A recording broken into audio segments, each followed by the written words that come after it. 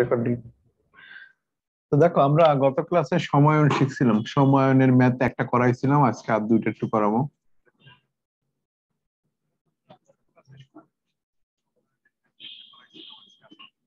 সমায়ন কি জিনিস গত ক্লাসে দেখাইছিলাম। ওয়েট ওয়েট, দুইটা চলতেছে।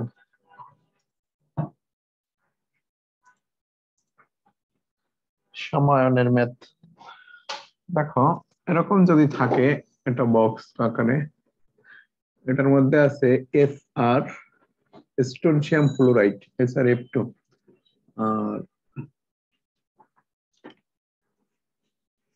বড় করে রাখি, এটার মধ্যে আছে স্টোনশিয়াম ফ্লোরাইড, এটার কেএসপি দেয়া আছে ধরো 8 × 10⁻⁻10। দুইটা কোশ্চেন এখানে করা হবে গদাগে, যে SrF2 এর দ্রাব্যতা কত, আর গদাগে করা হবে 0.1 m NaF দ্রবণে SrF2 এর দ্রাব্যতা কত। দুটা কোশ্চেন এখানে, SrF2 এর দ্রাব্যতা কত আর গদাগে 0.1 m NaF দ্রবণে SrF2 এর দ্রাব্যতা কত। গদাগেরটা কিন্তু আগে আমাদের হয়ে গেছে, আরেকবার একটু দেখাই দিই। এটা যেহেতু তিনটা আয়ন বিশিষ্ট গদাগ, তিনটা আয়ন বিশিষ্ট যদি হয় তাহলে এর কেএসপি কত আসবে। তিনটা আয়ন হলে তাদের কেএসপি আমরা জানি 4s3 আসে, তাহলে এখানে মান বসাও। কেএসপি এর ভ্যালু কত, 8 × 10⁻10⁻10। এই 10টা কিন্তু উপরে 4s3। এখান থেকে এস এর ভ্যালুটা বলো তো কত আসে, ক্যালকুলেটরে চাপ দাও তাড়াতাড়ি। তাহলে এস সমান কি হবে, কেটে দিলে অবশ্য 2 হয়ে যায়, করার দরকার নাই। 8 × এটা কাটলে 2 হয়ে যায়। তুমি তোমার মতো হিসাব করো, আমি আমার মতো একটা দেখাই দিচ্ছি। তাহলে 2 × 10⁻³ এটার উপরে 3 বসবে। আর প্রথমে কিন্তু এই 4s3টা কিভাবে আসছে এটা একটু দেখাই নিবা, আগেই বলে দিছি যে 4s3টা কিভাবে আসে একটু দেখাই নিতে হবে। এটা যদি হয় SR2 + 2F-, এটার ঘনমাত্রা S হলে এটা S আর এটা হবে কত, 2S। অতএব এর কেএসপি সমান আমরা লিখতে পারি যে SR2 প্লাস আর F- আয়ন এটার স্কয়ার, এটার মান S, এটার মান হলো 2S তার স্কয়ার। এই যে 4s3টা কিভাবে আসছে এটা কিন্তু আগে একটু দেখাই নিবা। কত আসছে অ্যানসার, কত আসছে দেখো তো, তার অ্যানসার কত আসছে।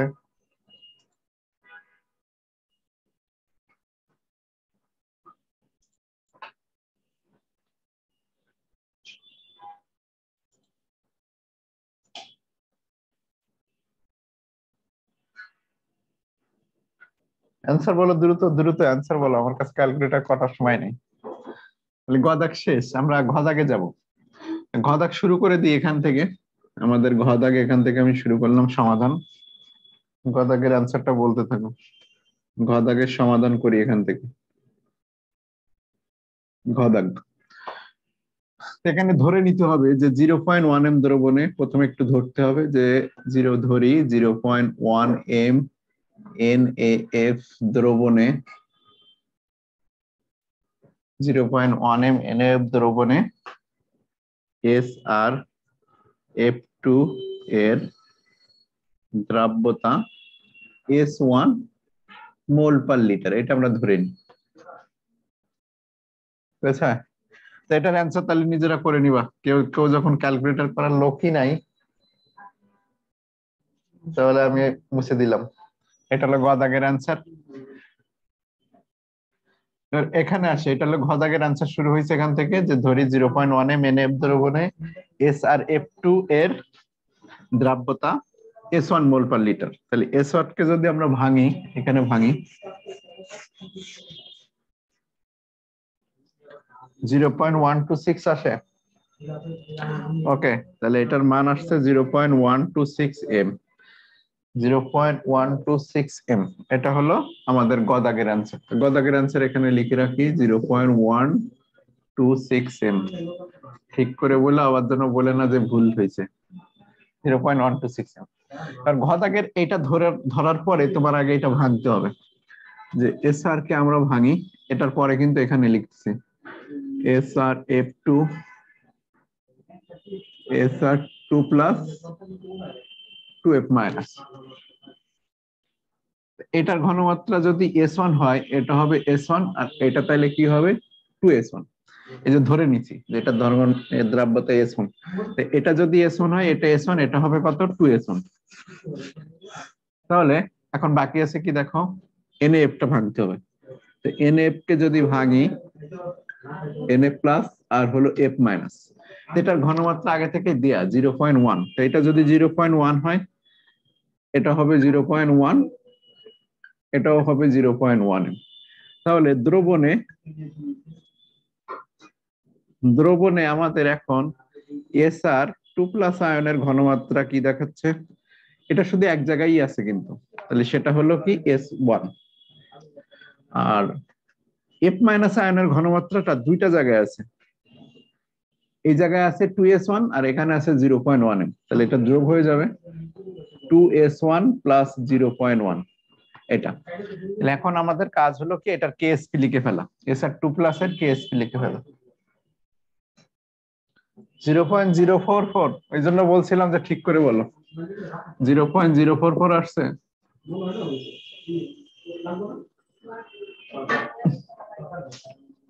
ওকে, তাহলে দ্রবণে দেখো প্রথমে আমার ধরে নিচ্ছি যে SR2 এর দ্রাব্যতা S1। তো SR2 যদি S1 হয় তাহলে এটা S1, এটা 2S1, তাহলে SR2 প্লাস আয়নের ঘনমাত্রা শুধু S1। আর এইটা যেহেতু কমন আয়ন আমাদের, এটা দুই জায়গা থেকে আসে, এই জায়গায় আসে 2S1 আর এখানে আসে হলো 0.1, তাহলে এই দুটো আমরা নিলাম। এখন আমার কাজ হলো একটাই, যে এটার কেএসপি আগের মতো করে বসানো। তাহলে SR2 প্লাস কে আবার একটু আমাদের ভাঙতে হবে, SR2 কে।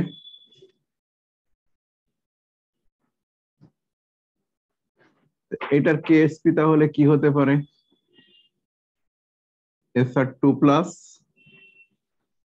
F মাইনাস তার স্কয়ার। এই কেএসপি এর ভ্যালু এখানে দেয়া আছে 8 × 10⁻⁻10। SR2 প্লাস এর মান S1, আর এটার মান দেখো 2S1 প্লাস 0.1 তার আবার একটা square.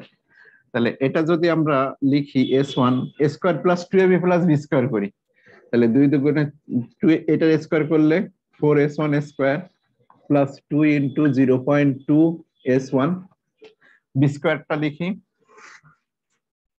B square 2S1 plus 2ab, এটা a, b এর মান হলো 0.1 into 0.1 plus B square, B square হলো 0.1 এর স্কয়ার। তাহলে এখানে বা দাও, এখানে বা 8 × 10⁻⁻10 বা 8 × 10⁻⁻10 সমান গুণ করে দিই 4S1 কিউব প্লাস 2 দুগুণে 4, তাহলে 0.404 হবে না, একটা দশমিক একটা দশমিক, তাহলে 04 হবে, 0.04S1 প্লাস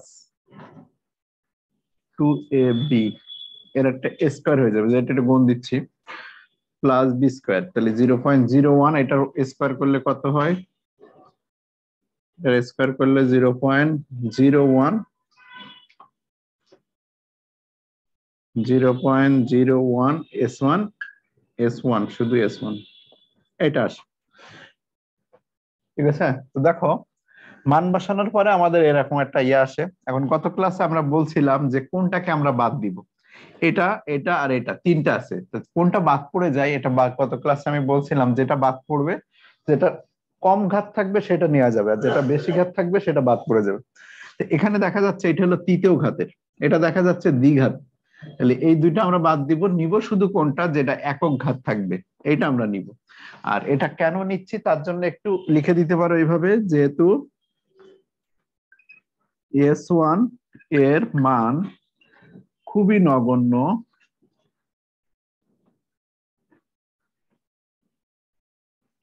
তাই উচ্চ ঘাতযুক্ত4s1 কিউ ও 0.04 s1 স্কয়ার 2ab। আচ্ছা, এই জায়গাটা একটা দশমিক এক্সট্রা হয়ে গেছে না? একটা দশমিক এক্সট্রা হয়ে গেছে, শুধু 0.4 হবে। এটা একটু ঠিক করো, 0.4 হবে, 0.4s1 স্কয়ার। তাই উচ্চ ঘাতযুক্ত 4s কিউ 4s1 কিউ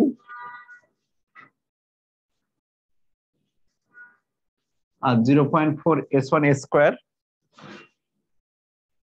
উপেক্ষা করে পাই বা আরো নগণ্য হয়ে যায়, একটু লিখতে পারো আরো নগণ্য। দেখা যাচ্ছে? দেখা যায় না। উপরে থেকে লিখি, এই লাইনের পরেরটা আরো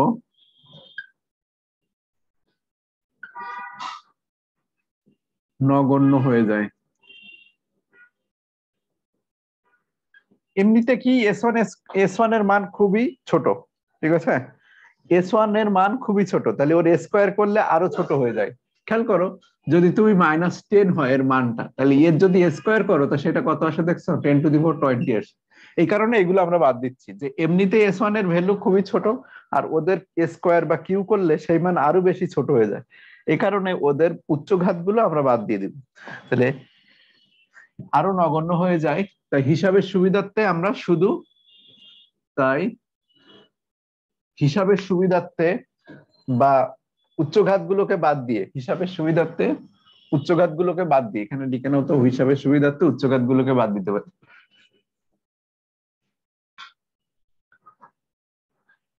তাই এই দুটি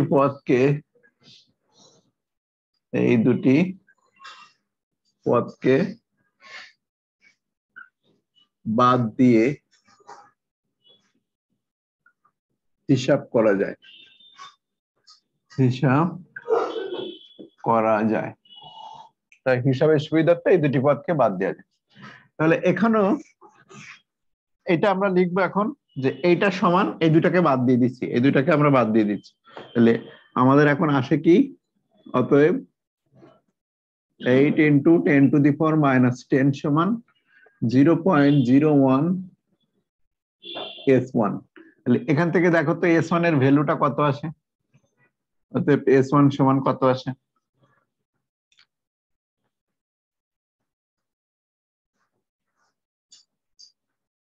ঠিক আছে, কোন দুটা বাদ পড়ে যাবে? উচ্চঘাত গুলো বাদ পড়ে যাবে।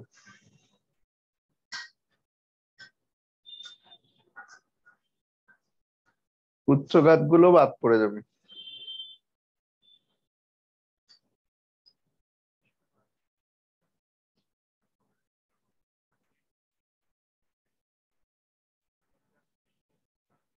কত আসে? অ্যান্সার কত আসে বলো?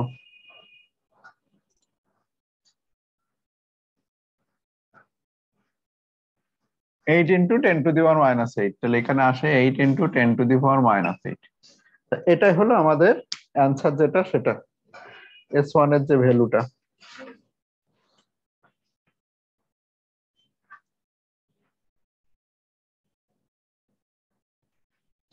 ঠিক আছে, তাহলে অ্যান্সার দেখো, প্রথমে একটা অ্যান্সার বের করছিলাম যে SR/FT এর দ্রাব্যতা কত, তখন SR/FT এর দ্রাব্যতা এই যে এটা আসছিল 0.004 m। আর যখন 0.1 m NaF এর মধ্যে যোগ করা হচ্ছে, তখন ওর দ্রাব্যতা দেখো অনেক কমে গেছে। কত আসছে? 8 × 10⁻⁸। দেখতে পাচ্ছ যে সামান্য একটু যোগ করলে দ্রাব্যতা অনেক কমে যায়, অর্থাৎ সমায়ন যোগ করলে তাদের দ্রাব্যতাটা মারাত্মকভাবে কমে যেতে থাকে। তাহলে এই যে দ্রাব্যতা অনেক কমে গেছে, 8 × 10⁻⁸ আনসার। এই সমায়নের আরেকটা ম্যাথ করব, ম্যাথ করে আমরা এই ম্যাথ শেষ করে দিব। দেখো এরপরে আরেকটা করি। তাহলে গত ক্লাসে একটা করছিলাম, আজকে 2 নাম্বার করলাম, আরো একটা করি।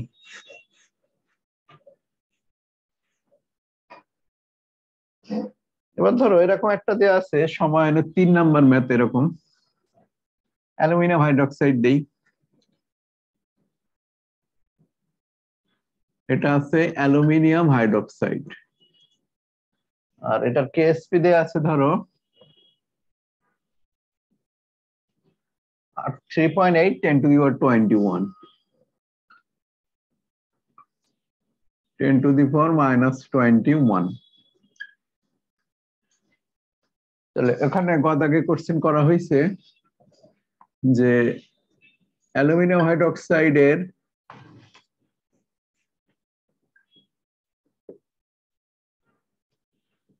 দ্রব্যতা কত শুরুতে, আর ঘদাকে বলছে 0.2 m 0.02 m NOH দ্রবণে অ্যালুমিনিয়াম হাইড্রোক্সাইডের দ্রব্যতা কত। শেষেরটা হলো সমায়ন, উপরেরটা এমনি। তাহলে গদাগেরটা আগে করে ফেলো, গদাগেরটা আগে করে ফেলো আগে। এটা যেহেতু কয়টা আয়ন বিশিষ্ট, 4টা আয়ন বিশিষ্ট, যে 4টা আয়ন বিশিষ্ট যৌগ হয় তা আমরা জানি তাদের 27s⁴ আসে কেএসপি এর ভ্যালু। কেএসপি এর ভ্যালু দেওয়া আছে 3.8 × 10⁻21, এটা আছে 27s⁴। এখান থেকে এস এর ভ্যালু বের করে ফেলো তো, যে এস এর ভ্যালু কত আসে। তাহলে এস সমান হবে কত, 3.8 × 10⁻21, আর নিচে আসে 27। এটার একটা রুট, এখানে একটা 4 থাকবে। এই যেটা আসছে সেটা হলো তার এস এর ভ্যালু। আর এই 27টা কিভাবে আসছে এটা উপরে একটু দেখাই দিবা, যে অ্যালুমিনিয়াম হাইড্রোক্সাইড কে ভাঙলে Al3+ 3OH-, এটা যদি এস হয় এটা এস, আর এটা হবে কত 3s। তাহলে এখান থেকে এর কেএসপি লিখলে হয় কি Al3+ আয়নের ঘনমাত্রা আর OH আয়নের ঘনমাত্রা, এখানে একটা কিউ, এই মান বসালে, এটার মান বসালে হয় কি কেএসপি, এটা যদি এস বসাই আর এটা যদি 3s এর কিউ করি তাহলে আসে কত 27s⁴। কিভাবে আসছে 27s⁴, এটা আগে একটু দেখাতে হবে। তাহলে এটা হিসাব কত আসে আগে বলো। এই গদাক শেষ, আমাদের গদাকে যাব, এটা কত আসে 1.8 × 10⁻1.8 × 10⁻⁻11। তাহলে গদাকের অ্যান্সার আসছে 1.8 × 10⁻⁻11। গদাকের এটা কিন্তু মোল, মোল পার লিটার এম। তাহলে গদাক শেষ, এখন ঘদাকে চলে যাই। ঘদাকে দেখো যে বলছে 0.1 m NaOH দ্রবণে 0.2 m NaOH দ্রবণে অ্যালুমিনিয়াম হাইড্রোক্সাইডের দ্রব্যতা কত। আমরা ধরে নিব, ধরি 0.02 m NaOH দ্রবণে AlOH3 এর দ্রব্যতা S1 মোল পার লিটার। তাহলে অ্যালুমিনিয়াম হাইড্রোক্সাইড কে যদি আমরা এখন ভেঙে দিই, Al3+ হয়, 3OH- হয়, এটার ঘনমাত্রা আমরা ধরে নিছি S1, তাহলে এটা হবে কি S1, আর এটা হবে কত 3s1। ওকে, আর NaOH যেহেতু, তাহলে NaOH টাকে ভাঙি,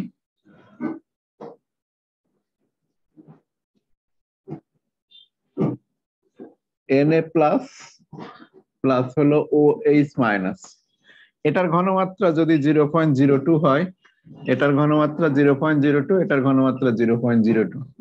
তাহলে দ্রবণে আমার এখানে লিখে নি যে দ্রবণে, নিচে লিখতে পারো তুমি, দ্রবণে Al3+ আয়নের ঘনমাত্রাটা কত। Al3+ টা শুধু একটা জায়গা থেকে আসছে, এই যে এটাই S1, তো এটার ঘনমাত্রা হলো S1। আর OH আয়নের ঘনমাত্রাটা কত, OH আয়ন ঘনমাত্রাটা হলো সমায়ন, এটা দুই জায়গাতেই আছে, এখানে আছে এখানেও আছে, এখানে আছে 3s1, তাহলে 3s1, আর এখানে হলো 0.02, এই জায়গাটায় 0.02। কাজ শেষ, এবার হলো এটা কেএসপি করে দেয়া। অ্যালুমিনিয়াম আয়ন শুধু S1, সোডিয়াম আমার দরকার নাই, ওইসটা এখান থেকেও আসে এখান থেকে আসে, এটা হলো কমন আয়ন, এটা এখানে আছে এখানেও আছে, এটার ঘনমাত্রা 3s1, এটা হলো 0.02, তাহলে 3s1 + 0.02। এবার আমরা কি করব, এটার কেএসপি লিখে দিব। এটার কেএসপি সমান কি হতে পারে, এটার কেএসপি সমান হবে Al3+ আর OH minus to the power cube. KSP এর ভ্যালু দেয়া আছে 3.8 into 10 to the power minus 21। Aluminium আয়নের ঘনমাত্রা দেয়া আছে S1 ইন্টু, এটার ঘনমাত্রা দেখো দেয়া আছে 3S1 প্লাস 0.02। এখানে একটা কিউ আছে, কিউ দিয়ে দিও। তাহলে এটা হিসাব করলে S1 AQ মানে কি, এই যে এটা 3 3 9, 3 নং কত 27, তাহলে 27 S1 cube plus 3 square B.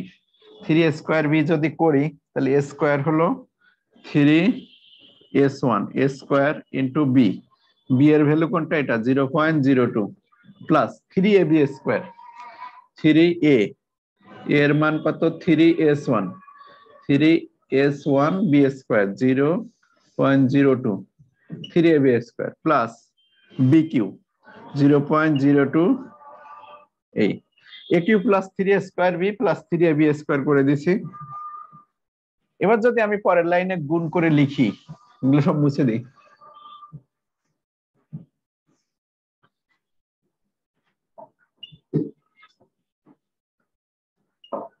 তাহলে পরের লাইনে গুণ করে দিয়ে লেখো এখানে, বা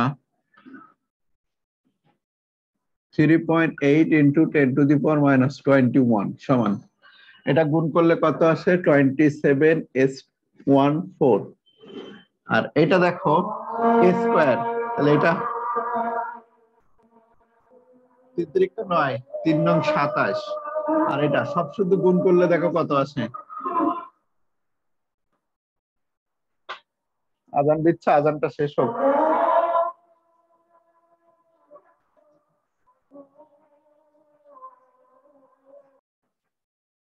হ্যাঁ, ক্লাসই করে না। তো দেখো এখানে আছে কি, যে এটা হলো S4, এটা SQ, আর এটা S স্কয়ার, আর এটা একমাত্র S1। আমরা বলছি কি যে কোনগুলোকে আমরা বাদ দিব, যেগুলো বেশি ঘাত আছে, যেগুলো বেশি ঘাত আছে এগুলোকে আমরা কি করব, বাদ দিব। তো এখানে ওইটা একটু লিখে দিবে আগের মতো করে, যে যেহেতু S1 খুবই নগণ্য, যেহেতু S1 খুবই নগণ্য, সুতরাং এর উচ্চ ঘাতগুলো আরো নগণ্য হয়, উচ্চ ঘাতগুলো আরো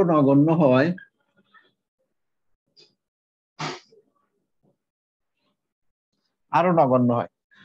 তাই হিসাবের সুবিধার্থে আমরা নিম্নঘাতটাকে বিবেচনা করতে পারি, এই বলে তুমি লিখে দিয়ে দিবা। তাহলে নিম্নঘাত কোনটা আছে, এটা। তাহলে আমরা এখন লিখতে পারি অতএব 3.8 into 10 to the power minus 21 সমান 0.02 এর কিউ S1। তাহলে S1 সমান কি লেখা যায় এখন, S1 সমান হলো 3.8 into 10 to the power minus 21, আর নিচে হলো 0.02 এর উপরে কিউ।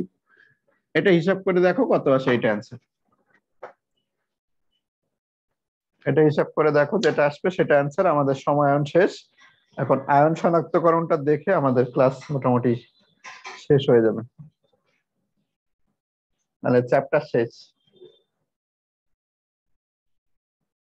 একটা চ্যাপ্টার শেষ হয়ে গেছে।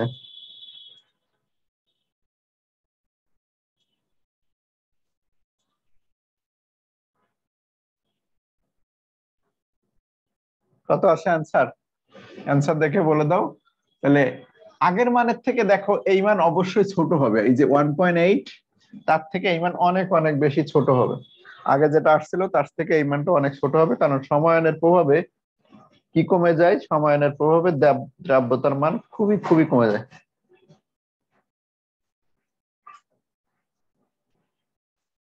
4.75 10 টু দি পাওয়ার মাইনাস 16, তাহলে অ্যান্সার হলো কি 4.75 into 10 to the power minus 16, এটা অ্যান্সার। তাহলে সময়ায়নের 3টা ম্যাথ করছে, এই 3টা যদি তোমরা বুঝতে পারো তো সব ম্যাথ একই রকম। সব ক্ষেত্রে একটাই কাজই করতে হবে শেষ লাইনে এসে, যে উচ্চ ঘাতগুলোকে বাদ দিয়ে শুধুমাত্র যেটা 1 ঘাত থাকবে সেটাকে নিতে হবে, সেটা নিয়ে যে অ্যান্সারটা আসে সেটাই তোমার অ্যান্সার হবে।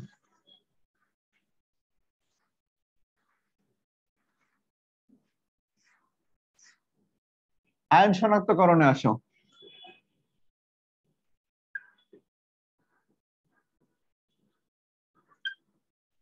আয়ন শনাক্তকরণে দেখো 2022 সিলেবাসে যে কয়টা দেয়া আছে সেই কয়টা ছাড়া আমরা এক্সট্রা একটা দুটা করব, কারণ সবগুলো তোমাদের দেয় নাই। 22 সিলেবাসে যেটা দিছে অম্লীয় আয়ন। আচ্ছা, একটা লবণ আগে দেখাইনি।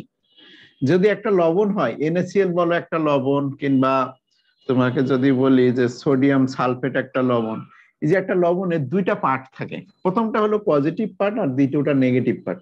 তো এই পজিটিভ পার্টটাকে কোথা থেকে আসছে? পজিটিভ পার্ট থেকে একটা খাট থেকে আসছে, যেমন এই NaOH খাট থেকে এটা আসছে, আর শেষের অংশটা একটা অ্যাসিড থেকে আসছে, যেমন HCl থেকে আসছে। তাহলে এই যে যেহেতু এটা খাট থেকে আসে, এই জন্য এটাকে বলা হয়, প্রথম অংশটাকে বলা হয় ক্ষারীয় মূলক। প্রথম অংশটাকে বলা হয় কি? ক্ষারীয় মূলক। আর শেষের অংশটা যেহেতু একটা অ্যাসিড থেকে আসে একটা লবণের, এই জন্য ওই শেষের অংশটাকে, এই যে প্রথম অংশটা বলতে এই যে Na+, এটাকে বলা হচ্ছে কি মূলক? এটাকে বলা হচ্ছে ক্ষারীয় মূলক, কারণ এটা একটা খাট থেকে আসে, এটা হলো একটা ক্ষারীয় মূলক। আর শেষের অংশটা যেহেতু একটা অ্যাসিড থেকে আসে, এজন্য এটাকে বলা হচ্ছে একটা অম্লীয় মূলক। তাহলে একটা লবণের দুইটা পার্ট থাকে, প্রথম অংশটা পজিটিভ, দ্বিতীয় অংশটা নেগেটিভ। প্রথম অংশটা যেহেতু একটা খাট থেকে আসে, এই জন্য এটাকে বলা হচ্ছে ক্ষারীয় মূলক, আর শেষ অংশটা যেহেতু একটা অ্যাসিড থেকে আসে, এই জন্য এটাকে বলা হয় অম্লীয় মূলক। এখানেও তাই, যে প্রথম অংশটা একটা খাট থেকে আসছে, তার এর খাটটা কি? NaOH, আর এর অ্যাসিডটা কি? সেটা হলো H2SO4। তাহলে এক্ষেত্রে অম্লীয় মূলক কোনটা? SO4 2- হলো অম্লীয় মূলক, আর ক্ষারীয় মূলকটা হলো Na+। তো আমাদের আয়ন শনাক্তকরণে দুইটা পার্ট থাকবে। প্রথমে আসি ক্ষারীয় মূলক যেগুলো আছে আমাদের শনাক্ত করতে বলছে। ক্ষারীয় মূলক কোনটা কোনটা তোমাদের শনাক্ত করতে বলছে? ক্ষারীয় মূলক আছে সোডিয়াম প্লাস, অ্যালুমিনিয়াম 3+, কপার 2+, আর একটা হলো অ্যামোনিয়াম 4+। এর বাইরেও আমরা আর একটা একটু করবো, সেটা হলো ক্যালসিয়াম। ক্যালসিয়ামটা খুবই ইম্পর্টেন্ট, ক্যালসিয়াম 2+। তাহলে ক্ষারীয় মূলক আমরা এই কয়টা করব। আর অম্লীয় মূলক আয়রনেরটা একটু দেখাই দিব, আয়রন 2+টা। আর অম্লীয় মূলক কি কি আছে বইয়ে? অম্লীয় মূলক আছে ক্লোরাইড মাইনাস, সালফেট 2-, আর কার্বনেট 2-, এই কয়টা। তাহলে অম্লীয় মূলক আর ক্ষারীয় মূলক শনাক্তকরণ আমাদের এই দুইটা জিনিস আছে। প্রথমে আসি ক্ষারীয় মূলক। এই আয়ন শনাক্তকরণ করতে হয় যেভাবে, সেটা দেখো বইয়ে যেভাবে দেয়া আছে ওইভাবে যদি তুমি করতে যাও, তো এই জিনিস তোমার মাথায় মোটেও মনে থাকবে না। যেমন বইয়ের কথা বলি, যে একটা আয়ন শনাক্তকরণ করতে যে প্রথমে ওখানে লেখা আছে পরীক্ষা, পরীক্ষা দিয়ে দুইটা লাইন লেখা আছে। তারপরে দেয়া আছে পর্যবেক্ষণ, তারপরে দেয়া আছে সিদ্ধান্ত, ঠিক আছে? এরপরে দেয়া আছে বিক্রিয়া। এত কিছু যদি তুমি করতে যাও, তাহলে তোমার এই জিনিস মাথার মধ্যে ঢুকবে না, আর মনে হবে যে এতগুলো আমি কি করে মনে রাখবো। তাহলে সবসময় কি কাজ করতে হবে? এই কাজ অ্যাভয়েড করতে হবে। বইয়ের যে নিয়মে লেখা আছে পরীক্ষা, পর্যবেক্ষণ, সিদ্ধান্ত, বিক্রিয়া, এই কাজ কোনো আমার দরকার নেই। আমি কি কাজ করব? একটা আয়ন কার সাথে বিক্রিয়া দেওয়া হয়, বিকারক কোন বিকারকের সাথে, সেই বিকারকের সাথে কি পদক্ষেপ তৈরি করে, ওইটা আমাকে লিখলেই হবে। তাহলে ওপরে শুধু লেখা, নিচে বিক্রিয়াটা, এইটুকু কাজ। তাহলে প্রথম অংশ আমাদের লেখা, পরে হলো বিক্রিয়াটা দিলেই হয়ে যাবে। একটা উদাহরণ দিলেই বুঝতে পারবা। তা আমরা অবশ্যই অ্যাভয়েড করবো এই নিয়মটা। এই নিয়মে যে করবা সে কিন্তু বিপদে পড়বা। এই নিয়মে করে যে করতে যাবা তার কিন্তু মাথার মধ্যে কিছুই থাকবে না। আলটিমেটলি যখন পরীক্ষাতে হাজির হওয়া, তখন কিন্তু মাথা একদম ব্ল্যাঙ্ক হয়ে থাকবে, ঠিক আছে? তাহলে প্রথমে আমরা আসি যে সোডিয়াম লবণ শনাক্তকরণ।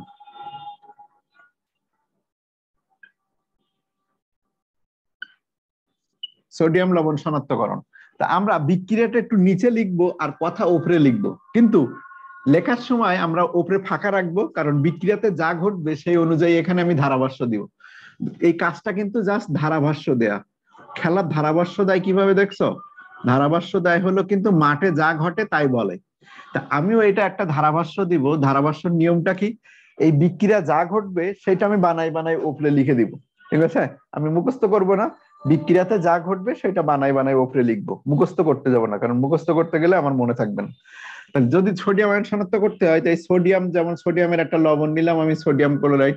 এই সোডিয়াম ক্লোরাইড লবণের মধ্যে যদি আমি পটাশিয়াম পাইরো অ্যান্টিমোনেট, এটা ওর গ্রুপ বিকারক K2H2SB2O7, এটাকে বলা হয় পটাশিয়াম পাইরো অ্যান্টিমোনেট। যদি যোগ করা হয় তবে সোডিয়াম পাইরো অ্যান্টিমোনেটের সাদা অদক্ষেপ আসে। এখানে তুমি সোডিয়াম ক্লোরাইড না লিখে তোমার ইচ্ছা যদি হয় যে শুধু সোডিয়াম প্লাস লিখবো, কোনো সমস্যা নেই। তাহলে সোডিয়াম প্লাস লবণের সাথে বা সোডিয়াম লবণের সাথে যদি পটাশিয়াম পাইরো অ্যান্টিমোনেট যোগ করা হয় K2H2SB2O7, তাহলে সোডিয়াম পাইরো অ্যান্টিমোনেটের এই পটাশিয়ামের যোজনী যা, সোডিয়ামের যোজনীও তাই। তাহলে সোডিয়াম কি করবে, ওকে প্রতিস্থাপন করে দিবে। তাহলে হবে কি Na2H2SB2O7। এই যে এটা আসছে, এটা সাদা অদক্ষেপ আসে। কি অদক্ষেপ আসে? সাদা অদক্ষেপ আসে। আর ওই যে পটাশিয়ামটা কোথায় গেছে? পটাশিয়ামটা এখানে চলে গেছে K+। কয়টা পটাশিয়াম আছে? 2টা। তুমি এই সমতা দিলেও হয়, না দিলেও হয়, সমতা নিয়েও মাথা ঘামালে হবে না। যেখানে সমতা তুমি পারো দিবা, যেখানে না পারো দেওয়ার দরকার নেই, কারণ সমতা মুখস্থ করতে গেলে আবার আরেকদিন চলে যাবে বা তোমার মনে থাকবে না। আর সমতার দিকে যে নজর দিবা তার বিক্রিয়াটাই ভুলে যাবে। তাহলে সমতাটা দরকার নাই, মেন প্রোডাক্ট কি উৎপন্ন হয়, কালারটা কেমন আছে, এটা হলো আমার দরকার। তাহলে এটার এবার ধারাভাষ্যটা এখানে লিখি। তাহলে এখানে লিখবো কি, যে সোডিয়াম লবণের দ্রবণে, Na+ লবণের দ্রবণে পটাশিয়াম, বাংলায় লিখবে এটা, পটাশিয়াম পাইরো অ্যান্টিমোনেট যোগ করলে, অ্যান্টিমোনেট যোগ করলে সোডিয়াম পাইরো অ্যান্টিমোনেটের, দেখো আমি বিক্রিয়া লিখছি কিন্তু উপরে, এই নিচে, আর লেখা লিখতেছি কিন্তু উপরে, এটা কিন্তু নিয়ম। বিক্রিয়াটা নিচে হবে, লেখাটা উপরে হবে, কিন্তু আমরা উল্টা কাজ করব, আগে বিক্রিয়া লিখবো, পরে কথা লিখবো উপরে। অ্যান্টিমোনেট যোগ করলে সোডিয়াম পাইরো অ্যান্টিমোনেটের সাদা অদক্ষেপ আসে। সোডিয়াম পাইরো অ্যান্টিমোনেটের সাদা অদক্ষেপ আসে। ঠিক আছে, এ থেকে নিশ্চিত হয় যে এটা সোডিয়াম আয়ন। এখান থেকে বলে দিবা যে এইটা থেকে, এ থেকে বোঝা যায় যে লবণটি কি ছিল, যে লবণটি যে ছিল সেটা হলো সোডিয়াম লবণ। তাহলে এর থেকে সোডিয়াম আয়ন শনাক্তকরণ নিশ্চিত হয়, এটুকু লিখলেই হবে। তাহলে সোডিয়াম আয়ন শনাক্তকরণ শেষ। একইভাবে এখন আমরা অ্যালুমিনিয়াম আয়ন শনাক্তকরণে চলে যাই। তাহলে এবার লেখো অ্যালুমিনিয়াম আয়ন শনাক্তকরণ, অ্যালুমিনিয়াম 3+। তাহলে অ্যালুমিনিয়াম 3+ এর প্রথমে আগে আমরা বিক্রিয়াটা লিখে নেব নিচে। তাহলে বিক্রিয়াটা আগে লিখে নিই, যে অ্যালুমিনিয়াম 3+, এটার মধ্যে প্রথমে কি দেওয়া হয়, অ্যামোনিয়াম হাইড্রোক্সাইড দ্রবণ যোগ করা হয়। যদি অ্যালুমিনিয়াম লবণের মধ্যে অ্যামোনিয়াম হাইড্রোক্সাইড দ্রবণ যোগ করা হয়, তবে অ্যালুমিনিয়াম হাইড্রোক্সাইডে সাদা অদক্ষেপ আসবে, সাদা থকথকে অদক্ষেপ আসে। খেয়াল করো, যদি এটা যদি যোগ করা হয়, এটাকে বলে সাদা জেলির ন্যায় অদক্ষেপ। সাদা জেলি, এই সাদা জেলির ন্যায় অদক্ষেপ বলতে কেমন, তোমরা খাইছো না, প্রাণ লিসি ড্রিঙ্ক খাইছো অনেকে, প্রাণ লিসি ড্রিঙ্ক। প্রাণ লিসি ড্রিঙ্ক যেমন না, যে থকথকে একটা তরল, ওটার মধ্যে সাদা সাদা অদক্ষেপ থাকে, এটা ঠিক ওই রকম, যে অ্যালুমিনিয়াম লবণের মধ্যে যদি অ্যামোনিয়াম হাইড্রোক্সাইড যোগ করা হয়, তবে সাদা জেলির ন্যায় অদক্ষেপ আসে। এই সাদা জেলির ন্যায় অদক্ষেপ যেটা আসছে, আর কি তৈরি হবে, অ্যামোনিয়াম NH4+। এবার তুমি যদি সমতা করতে চাই, এটা এখানে OH 3টা, তাহলে এখানে একটা 3 হবে, এই জায়গায় একটা 3 হবে। সমতা পারলে দিবা, না পারলে দেওয়ার দরকার নেই। তাহলে অ্যালুমিনিয়াম লবণের মধ্যে যদি আমি অ্যামোনিয়াম হাইড্রোক্সাইড যোগ করি, তাহলে সাদা জেলির ন্যায় অদক্ষেপ আসে। তাহলে এখানে ধারাভাষ্যটা দিয়ে দাও, যে অ্যালুমিনিয়াম লবণের মধ্যে, অ্যালুমিনিয়াম লবণের মধ্যে NH4+, NH4OH যোগ করলে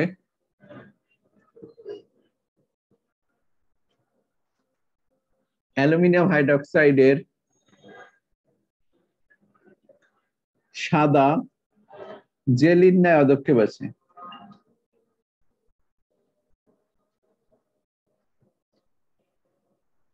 অদক্ষেপ আসে, এটা বলে দিবা। এবার এই যে সাদা অদক্ষেপটা আসছে, এই অদক্ষেপের একটা নিশ্চিতকরণ পরীক্ষা আছে। কি নিশ্চিতকরণ পরীক্ষা? এই সাদা জেলির ন্যায় পদক্ষেপ যেটা, এটার মধ্যে যদি সোডিয়াম হাইড্রোক্সাইড যোগ করা হয়, অতিরিক্ত পরিমাণে সোডিয়াম হাইড্রোক্সাইড, তাহলে এই অদক্ষেপটা বর্ণহীন হয়ে যায়, NaAlO2। ঠিক আছে, এই যে NaAlO2 আসছে এটা হলো অদক্ষেপ দ্রবণীয়। আগে যে অদক্ষেপটা আসছিল ওই অদক্ষেপটা এখন কি হয়ে যাবে, দ্রবণীয় হয়ে যাবে, অর্থাৎ পানির মতো হয়ে যাবে। আবার অদক্ষেপটা এখন আবার কি, দ্রবণীয়। NaAlO2 আর হলো H2O। তাহলে এখানে তুমি লিখে দিতে পারো যে এই সাদা জেলির নাই অদক্ষেপের মধ্যে, ওই অদক্ষেপের মধ্যে যা যা ঘটবে এখানে বলে দিলে হবে। ওই অদক্ষেপের মধ্যে সোডিয়াম হাইড্রোক্সাইড চালনা করলে অদক্ষেপ বর্ণহীন হয়ে যায় বা অদক্ষেপ দ্রবণীয় হয়ে যায়, অদক্ষেপ দ্রবণীয় হয়। এটুকু দিলেই তোমার শেষ, অদক্ষেপ দ্রবণীয় হয়। তাহলে কাজটা হবে কি, এটা অদক্ষেপ কিন্তু দ্রবণীয় লিখছি, এটা নিচে অদক্ষেপটা দ্রবণীয় লিখছি এখানে। তাহলে প্রথমে অ্যালুমিনিয়াম লবণের মধ্যে অ্যামোনিয়াম হাইড্রোক্সাইড যদি যোগ করা হয় তাহলে ওই অদক্ষেপ কি হয়ে যাবে, সাদা জেলিন অদক্ষেপ আসবে। ওই অদক্ষেপের মধ্যে সোডিয়াম হাইড্রোক্সাইড যদি দেওয়া হয় তো ওই অদক্ষেপটা হলো বর্ণহীন হবে। কেন বর্ণহীন হবে, এই যে সোডিয়াম অ্যালুমিনেট যে তৈরি হয়েছে, এই অ্যালুমিনেট আসলে পানিতে দ্রবণীয়, এই কারণে। তাহলে প্রথমে বিক্রিয়া লিখবা, পরে হলো উপরে বর্ণনাটা দিয়ে দিবা, ঠিক এই নিয়মে। আর ওই পরীক্ষা, ওই যে বইয়ের মতো করে যে প্রথমে দিলা হলো বিকারক, পরীক্ষা, তারপরে পর্যবেক্ষণ, তারপরে সিদ্ধান্ত, এই নিয়মে পড়তে গেলে তোমার মাথা একদম ব্ল্যাঙ্ক হয়ে যাবে, লিখতে পারবে না কিন্তু। আর এখান থেকে MCQ আসবে তোমার, যে অ্যালুমিনিয়াম আয়ন শনাক্তকরণ করা হয় কি দিয়ে, তখন তোমার অ্যান্সার হবে কি এটা। MCQ আসবে কিন্তু এরকম যে অ্যালুমিনিয়াম আয়ন শনাক্তকরণ করে কি দিয়ে, অ্যালুমিনিয়াম আয়ন শনাক্তকরণ করা হয় অ্যামোনিয়াম হাইড্রোক্সাইড দিয়ে, MCQ তে আসবে। তাহলে শনাক্তকরণ শেষ অ্যালুমিনিয়াম, এর পরেরটা আমরা চলে যাই, সেটা হলো কি আছে, কপার। কপার আয়ন শনাক্তকরণ দেখো, এটা একটু বড়, Copper 2+ আয়ন শনাক্তকরণ।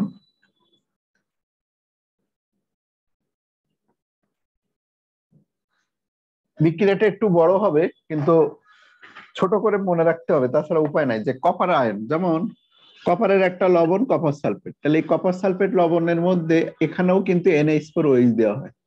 যদি NH4OH দেওয়া হয় তবে ক্ষারকীয় কপার সালফেট তৈরি হয়, হালকা নীল বর্ণ।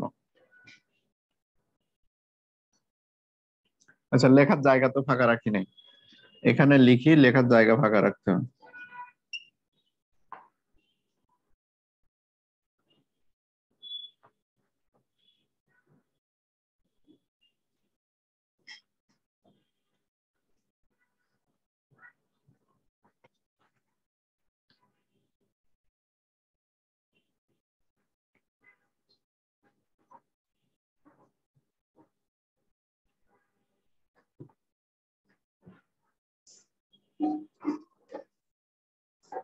রামিসা ক্লাস করতে আসছো?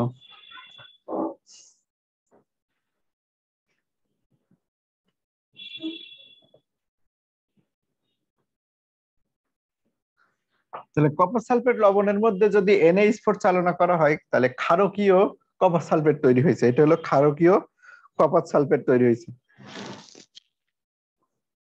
এটা হালকা নীল বর্ণের, এটা হলো হালকা নীল বর্ণের। তাহলে প্রথমে যদি কপার সালফেট দ্রবণের মধ্যে আমি NH4OH যোগ করি তাহলে হালকা নীল বর্ণের ক্ষারকীয় একটা দ্রবণ তৈরি হয়। তো এই ক্ষারকীয় নীল বর্ণের মধ্যে যদি অতিরিক্ত পরিমাণে, অর্থাৎ এই জিনিসটার মধ্যে, এইটার মধ্যে এখন কি আবার আমি এই NH4 যোগ করব, তাহলে ওই দ্রবণটা নিব, copper sulphate, copper hydroxide plus হলো NH4 2SO4, এটার মধ্যে অতিরিক্ত পরিমাণে মানে আবার এটা যোগ করব, NH4OH যোগ করব। যদি যোগ করি তাহলে দেখা যাবে এখান থেকে এই হালকা নীল বর্ণ যেটা আছে এটা গাঢ় নীল বর্ণ ধারণ করবে। সেই গাঢ় নীল বর্ণটা হলো জটিলায়ন। তো জটিলায়ন তোমাদের এখনো পড়ানো হয় না, যারা ফার্স্ট ইয়ারে আসো, চ্যাপ্টার 3-তে যে জটিলায়ন পাবা, টেট্রামিন কপার সালফেট তৈরি হয়। এই যে টেট্রামিন কপার সালফেট তৈরি হয়েছে এটা হলো গাঢ় নীল। আরো কি কি তৈরি হবে আমি একটু লিখে নিই, এটা গাঢ় নীল, আর হলো পানি তৈরি হবে 8H2O। আচ্ছা সমতা দরকার নাই, এখানে সমতা তোমার মাথার মধ্যে থাকবে না। H2O, এই যে টেট্রামিন কপার সালফেট আসছে এটা লেখো গাঢ় নীল, নিচে লিখবা গাঢ় নীল বর্ণ। তাহলে এবার বর্ণনাটা দিই দেখি যে কপার সালফেট লবণ বা কপার লবণের মধ্যে যদি অ্যামোনিয়াম হাইড্রোক্সাইড যোগ করা হয় তা প্রথমে হালকা নীল বর্ণের অদক্ষেপ আসে বা হালকা নীল বর্ণের দ্রবণ তৈরি হয়। উক্ত দ্রবণের মধ্যে যদি অতিরিক্ত পরিমাণ অ্যামোনিয়াম হাইড্রোক্সাইড যোগ করা হয় তাহলে গাঢ় নীল বর্ণের অদক্ষেপ আসে। এই পরীক্ষার মাধ্যমে নিশ্চিত হয় এটা কপার 2+ আয়ন। তাহলে লিখবা কি যে কপার 2+ লবণের মধ্যে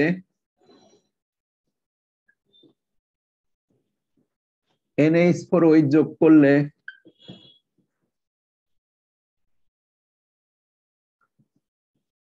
হালকা নীল বর্ণের অদক্ষেপ আসে বা হালকা নীল বর্ণের দ্রবণ তৈরি হয়। নীল বর্ণের দ্রবণ তৈরি হয়। ওই দ্রবণের মধ্যে অতিরিক্ত পরিমাণ ওই নীল দ্রবণের মধ্যে অতিরিক্ত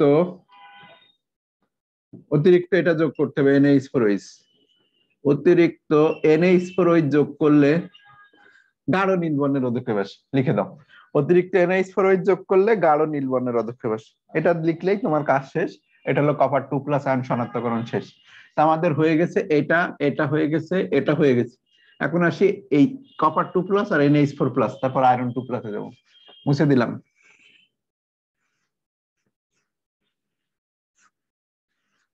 এখানে বিক্রিয়া সমতাকরণ করতে গেলে তোমার মাথা যদি না নিতে পারে তুমি সমতাকরণ মুখস্থ করে যাইতে হবে, কারণ এই সমতাকরণ মিলাইতে পারবে না পরীক্ষার সময় যে। তাহলে তুমি হয় সমতাকরণ মুখস্থ করবে, না দরকার নেই, সমতাকরণ দরকার নেই। ওকে, তাহলে এখন আসি কপার 2+ আয়ন। এটা খুবই সহজ যে কপার 2+ আয়ন কি করে শনাক্তকরণ করে। কপার 2+ আয়নের মধ্যে অ্যামোনিয়াম অক্সালেট যোগ করতে হয়।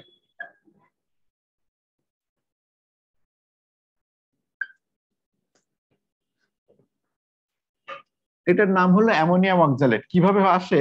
আসলে এটা হলো অক্সালিক অ্যাসিড থেকে আসে। এই যে C+H এটাকে বলে অক্সালিক অ্যাসিড। আর এটাকে সংক্ষেপে এইভাবে লেখা যায় হাইড্রোজেন 2টা মানে H2, সি কয়টা 2টা, C2, ও কয়টা 4টা, তাহলে C2H2O4, এটা আসলে অক্সালিক অ্যাসিড। এই অক্সালিক অ্যাসিডের এইচের 2টা যদি বাদ দিই, এই যে এইচটা বাদ দিই, এই এইচটা বাদ দিই, এইচ এর চার্জ কিন্তু +1, এটা চার্জ কিন্তু +1 ছিল, তো 2টা +1 যেহেতু বাদ পড়ে গেছে তাহলে এখানে একটা মাইনাস আছে, এখানে একটা মাইনাস আছে। তাহলে ওই জায়গাটায় এই যে NH4+ যদি আমি বসাই দিই, NH4+ যদি বসাই দিই তাহলে যে যৌগটা তৈরি হয় সেটা এটা, যে এটা অ্যামোনিয়াম অক্সালেট। তাহলে এই যৌগটার নাম হয়ে যাচ্ছে অ্যামোনিয়াম অক্সালেট। অ্যামোনিয়াম অক্সালেট, এটা হলো ওর বিকারক। তাহলে অ্যামোনিয়াম অক্সালেট। আর যদি এখানে এইভাবে লিখতে চাও তো হাইড্রোজেন 2টা বাদ পড়বে, তাহলে এভাবেও লিখতে পারবো একে NH4 2 C2O4। দেখো এটাই আসছে NH4 2 C2O4। এই অ্যামোনিয়াম অক্সালেট যদি ক্যালসিয়াম লবণের মধ্যে যোগ করা হয় তবে ক্যালসিয়াম অক্সালেটের সাদা অদক্ষেপ আসে। এরকম করে কেন লিখছি? কারণ এর 2টা হাত, একটা মাইনাস ছিল একটা মাইনাস ছিল, এই 2টা মাইনাস কোথায় যুক্ত হয়েছে? ক্যালসিয়ামের সাথে। আর এখানে 2+, এটা দেয়া লাগবে না। তাহলে ক্যালসিয়াম অক্সালেটের এটার কি অদক্ষেপ আসবে? সাদা অদক্ষেপ আসবে। তাহলে এমন ক্যালসিয়াম লবণের মধ্যে যদি অ্যামোনিয়াম অক্সালেট যোগ করা হয় তবে ক্যালসিয়াম অক্সালেটের সাদা অদক্ষেপ আসে। আর এখানে NH4+ 2টা, এটা এভাবে থেকে যাবে। তাহলে বর্ণনাটা তুমি উপরে লিখবা যে অ্যামোনিয়াম লবণের মধ্যে, বর্ণনা কিন্তু উপরে দিবা আগের মতো, ক্যালসিয়াম লবণের মধ্যে, সরি, ক্যালসিয়াম 2+ লবণের মধ্যে অ্যামোনিয়াম অক্সালেট, বাংলায় লিখলে ভালো হয়, অ্যামোনিয়াম অক্সালেট যোগ করলে ক্যালসিয়াম অক্সালেটের সাদা অদক্ষেপ আসে। এটার নাম কি? Calcium oxalate. ক্যালসিয়াম অক্সালেট লিখে দাও, ক্যালসিয়াম অক্সালেটের সাদা অদক্ষেপ আসে। তাহলে অ্যামোনিয়াম ক্যালসিয়াম লবণের মধ্যে যদি অ্যামোনিয়াম অক্সালেট যোগ করা হয় তবে ক্যালসিয়াম অক্সালেটের সাদা অদক্ষেপ আসে। এটুকু বললেই হয়ে যাবে, ক্যালসিয়াম শেষ। এরপর আপনার আসি অ্যামোনিয়াম আয়ন, খুবই খুবই ইম্পর্টেন্ট NH4+টা। তাহলে NH4+টা এখন খুবই ইম্পর্টেন্ট। দেখো এই অ্যামোনিয়াম আয়ন শনাক্তকরণ করা হয় নেসলার বিকারক দিয়ে। কি দিয়ে শনাক্তকরণ করে? নেসলার বিকারক। এই নেসলার বিকারকের সংকেতটাও পরীক্ষাতে এমসিকিউতে আসবে, KHgI3। এটার সাথে অতিরিক্ত দেওয়ার কারণে K2HgI4 হয়। এইটা হলো নেসলার বিকারকের সংকেত, K2HgI4। তাহলে অ্যামোনিয়াম লবণের মধ্যে যদি নেসলার বিকারক দেওয়া হয় তাহলে কি ঘটনা ঘটবে সেটা দেখো। নেসলার বিকারকের সাথে তোমার ক্ষার যোগ করা থাকে, তাহলে এই ক্ষার যোগ করার কারণে প্রথমে বিক্রিয়াটা ক্ষারের সাথে হয়। তাহলে প্রথম কাজটা কি হবে, NH4+ আয়ন এটার সাথে কিছু ক্ষার যুক্ত থাকে, তাহলে এর মধ্যে NOH সেই ক্ষার যদি থাকে বা KOH, NOH থাকতে পারে অথবা KOH থাকতে পারে। তাহলে যদি দেওয়া হয় তাহলে এখান থেকে NH3+ আর পানি, সোডিয়াম আয়ন।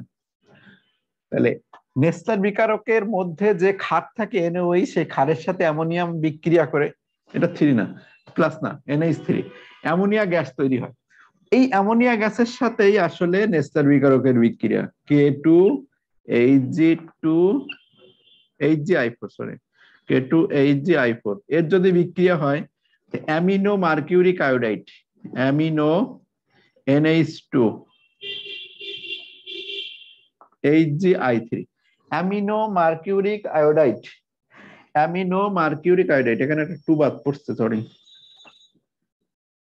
অ্যামিনো মার্কিউরিক আয়োডাইডের বাদামি বর্ণের অধক্ষেপ আসে, ঠিক আছে? এটা হলো অ্যামিনো মার্কিউরিক আয়োডাইড, এটার কালারটা কেমন, বাদামি, বাদামি বর্ণের অধক্ষেপ আসবে, ঠিক আছে? আর তৈরি হবে এখান থেকে NH4I আর হলো KI। তাহলে এবার দেখো বর্ণনাটা কি হবে, যে অ্যামোনিয়াম এই যে ক্ষারের সাথে বিক্রিয়া, এটা না বললেও চলবে, যে প্রথমে অ্যামোনিয়ার সাথে এটা বিক্রিয়া করে এটা হয়, এটা না বললেও চলবে।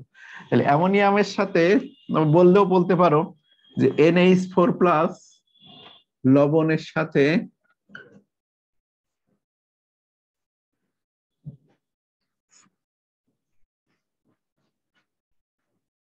নেসলার বিকারক,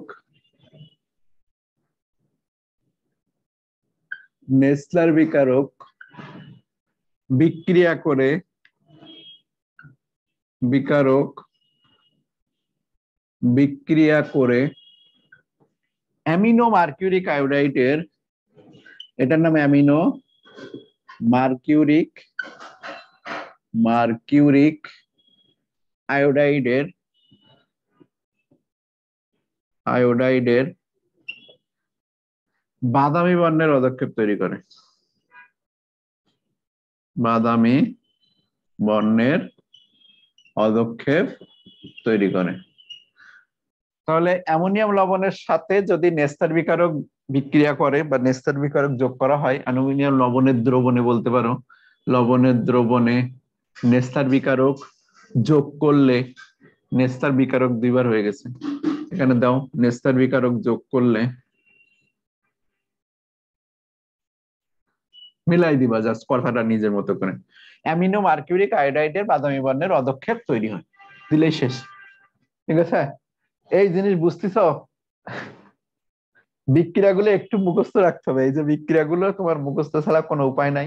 এটা কিন্তু ঘদাগের কোশ্চেনেও আসে, আগের ক্লাসে দেখাইছি সাজেশনটা, ঘদাগেও আসে, ঘদাগেও দিতে পারে।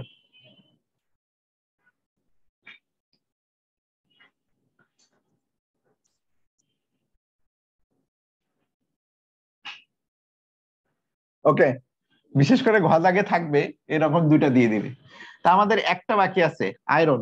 আয়রন আয়ন, দেখো আয়রন দুইটা আছে, আয়রন আসলে একটা না, আয়রন 2+ একটা, আর একটা হলো 3+ আয়ন। আয়রন 2+ আর একটা হলো আয়রন 3+ আয়ন, ঠিক আছে? আয়রন 2+ আর আয়রন 3+। যদি বলো যে তোমাদের 22-এর সিলেবাসে কি কি আছে, 22-এর সিলেবাসে কিন্তু এইটা আছে, এই কয়টা যেগুলো গোল দিচ্ছি, 22-এর সিলেবাসে এই 4টা আছে, বুঝতে পারছো? 22-এর সিলেবাসে এই 4টা, আর এই 3টা 7টা।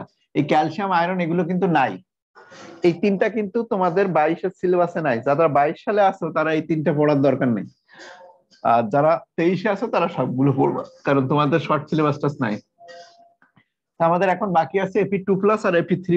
দেখো এই যে Fe2+ লবণ আর Fe3+ লবণ, এরা হলো প্রথমে Fe2+ লবণের একটা বিক্রিয়া দেখো, এর মধ্যে যদি NH4OH যোগ করো তাহলে FeOH এর বাদামি বর্ণ এই সবুজ, এটা হলো সবুজ কালার। তাহলে এমন এই আয়রন 2+ লবণের মধ্যে যদি NH4OH যোগ করা হয় তাহলে আয়রন হাইড্রোক্সাইডের সবুজ বর্ণের অদক্ষেপ আসে। এর থেকে বোঝা যায় যে ওইটা হলো আয়রন ছিল, আয়রন 2+ ছিল। আর ওইটার মধ্যে যদি তুমি এখন NH4OH আবার যোগ করো এটার মধ্যে, তাহলে এখানে FeOH3 এর বাদামি বর্ণের অদক্ষেপ আসে। এখানে হলো কি NH4+, এটা হলো 3। তাহলে কি বললাম যে আয়রন 2+, 1 নম্বর একটা পরীক্ষা 2+, 3+ এর পার্থক্য করা হয়। এটা দেখো, এর মধ্যে যদি NH4OH যোগ করো, এটার মধ্যে NH4OH যোগ করো, তাহলে কি ঘটবে? 2+টা হবে সবুজ, 3+টা হবে বাদামি, একটা বিক্রিয়া চলে গেল। এরপরে যদি আমরা যাই আয়রন 2+ এর K4 আছে, K3 আছে, একটা দেখাই K4 K3 এর একটা প্রথম ব্যাটা। আচ্ছা, লেখাটা কিন্তু নিজেরা লিখে নিবা আগের মতো করে, যে আয়রন 2+ লবণের মধ্যে NH4OH যোগ করলে সবুজ বর্ণের অদক্ষেপ আসে বা সবুজ বর্ণের দ্রবণ তৈরি হয়। আয়রন 3+ লবণের মধ্যে NH4OH যোগ করলে বাদামি বর্ণের দ্রবণ তৈরি হয়। এই কাজ শেষ। এরপরে যাই 2 নম্বর একটা পরীক্ষা আয়রন 2+ এর, এটার মধ্যে যদি K4 Fe K3টা দেই, K3 আছে, K4O আছে, K3 FeCN6, এগুলো হলো জটিল আয়ন।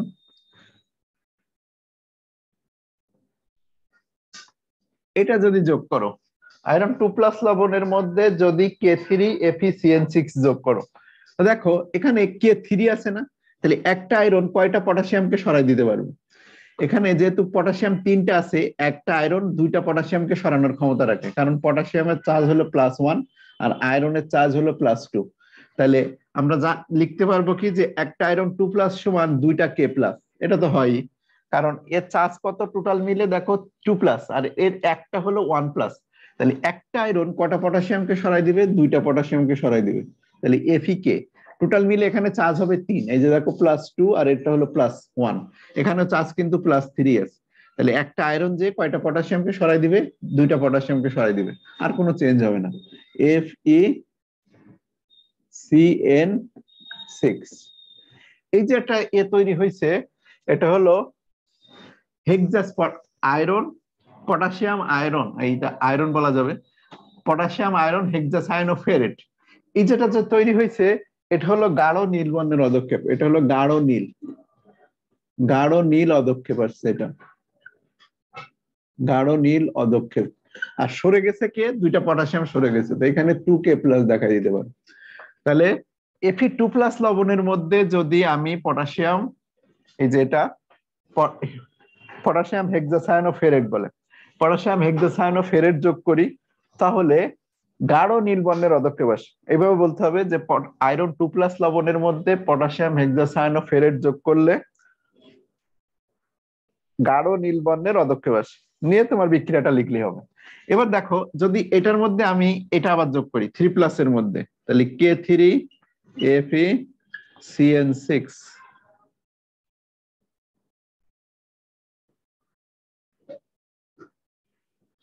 এটা যদি আমরা যোগ করি এটার মধ্যে, তবে এই আয়রন দেখো এখন এর চার্জ হলো কিন্তু +3, তাহলে একটা আয়রন যে কয়টা পটাশিয়ামকে সরাই দিতে পারবে? 3টা পটাশিয়ামকে সরাই দিতে পারবে। তাহলে এখানে হবে Fe, এই যে শুধু এটা চেঞ্জ হবে, এটা সরে যাবে, আর এটা তো যা আছে তাই থাকবে, FeCN6। আর এই যে এটা সরে গেছে, সেটা হলো 3K+। এটা হলো হালকা নীল, এটা হলো হালকা নীল। তাহলে 3+ এর সাথে হালকা নীল, 2+ এর সাথে গাঢ় নীল তো আসছে, ঠিক আছে। হালকা নীল বা বাদামিও বলে, হালকা নীল বা বাদামি কালার, হালকা নীল বা বাদামি দাও, বাদামি দ্রবণ। তাহলে বর্ণনাটা কি হবে? আয়রন 2+ এর সাথে K3 FeCN6 যোগ করলে গাঢ় নীল বর্ণের অদক্ষেপ আসে। আয়রন 3+ এর সাথে K3 FeCN6 যোগ করলে বাদামি বর্ণের অদক্ষেপ আসে। এই পরীক্ষার মাধ্যমে নিশ্চিত হয় এটা আয়রন 2+, এটা আয়রন 3+। 2টা পরীক্ষা বললাম, কিন্তু আয়রনের কিন্তু 4টা আছে টোটাল, আমি 2টা পরীক্ষা বললাম। এবার 3 নম্বর পরীক্ষাটা বলি।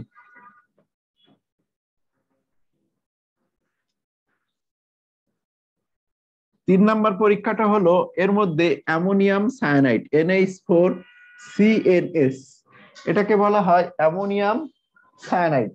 তাহলে আয়রন 2+ এর সাথে যে NH4CnS বিক্রিয়া করবে তৈরি হবে হলো FeCnS2। এটা হলো কোনো বর্ণ নাই, এটা হলো বর্ণহীন। তাহলে কি বললাম যে FeCnS2, এই যে এটা কিন্তু এটা হলো +1 আর এটা কিন্তু -1 যৌগমূলক, কিন্তু এটা হলো সায়ানাইড, এটা হলো সায়ানাইড বলে,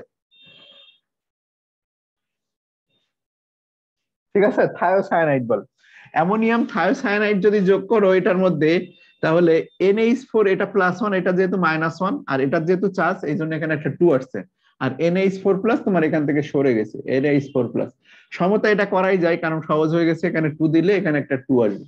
তাহলে আয়রন 2+ লবণের মধ্যে যদি অ্যামোনিয়াম থায়োসায়ানাইড যোগ করা হয় তাহলে FeCnS, এই যেটা আয়রন থায়োসায়ানাইডের থায়োসায়ানাইড, এটা হলো অ্যামোনিয়াম থায়োসায়ানাইড। নাম লিখতে চাইলে লেখো অ্যামোনিয়াম থায়োসায়ানাইড, থায়োসায়ানাইড,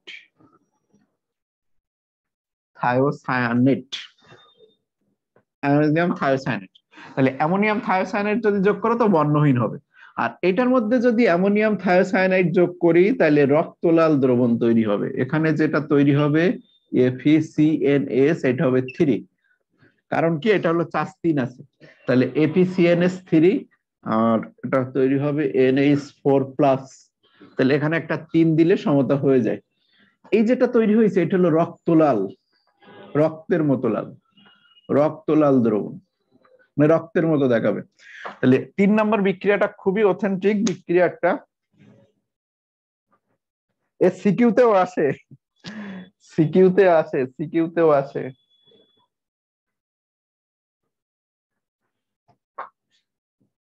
তোমাদের নাই, রামি স্যারের যাদের এই 3টা নাই। বললাম কি এই গোল যেগুলো দিছি এগুলো হলো 22-এর সিলেবাস, গোলগুলো হলো 22-এর সিলেবাস, তবে অ্যাডমিশনের সময় লাগবে, অ্যাডমিশনের সময় এগুলো কিন্তু অবশ্যই লাগবে, এই জন্য এখন পড়ে রাখো। তাহলে আয়রন 2+ এর মধ্যে অ্যামোনিয়াম থায়োসায়ানাইড যদি যাও তাহলে বর্ণহীন হবে, দ্রবণটা তৈরি হবে বর্ণহীন দ্রবণ, প্রথমে যেটা আসে সেটা হলো বর্ণহীন দ্রবণ। আর আয়রন 3+ এর মধ্যে যদি অ্যামোনিয়াম থায়োসায়ানাইড যোগ করো তাহলে রক্তলাল দ্রবণ তৈরি হবে। তাহলে এটা দিয়ে আয়রন 2+, 3+ পার্থক্য হয়ে যাচ্ছে। তা আমাদের ক্ষারীয়মূলক শেষ, ক্ষারীয়মূলক শেষ। এখন আমরা অম্লীয় 3টা মূলক আলোচনা করে তোমাদের ক্লাস শেষ করে দিব।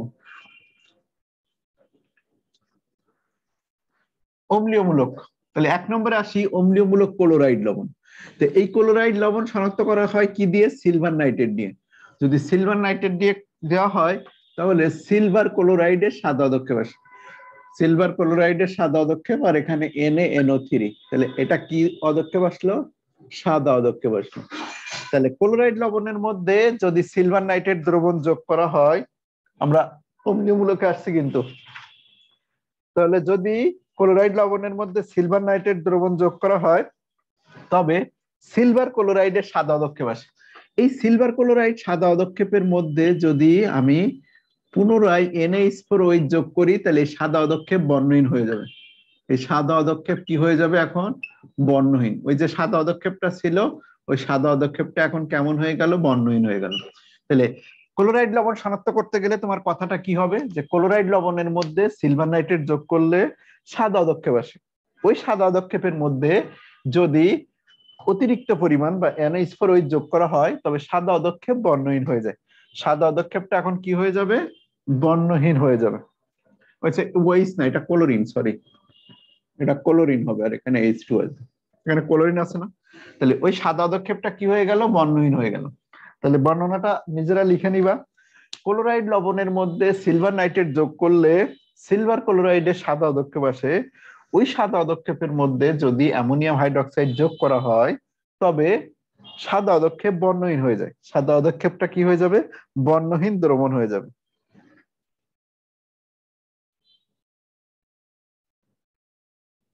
ঠিক আছে?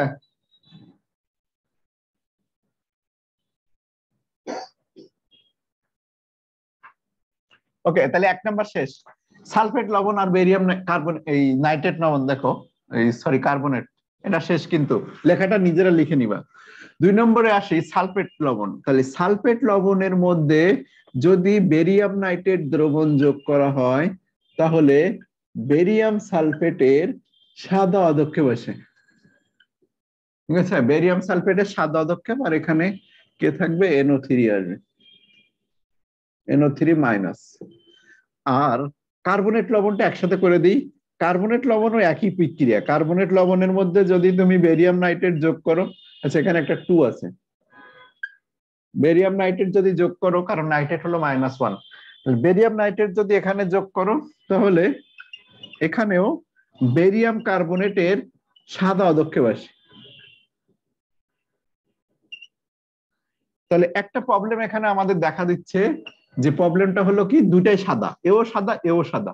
তাহলে আসলে বুঝবো কি করে যে কোনটা কার্বনেট আর কোনটা সালফেট, এক্স্যাক্টলি আমার ঠিক আসছে কিনা?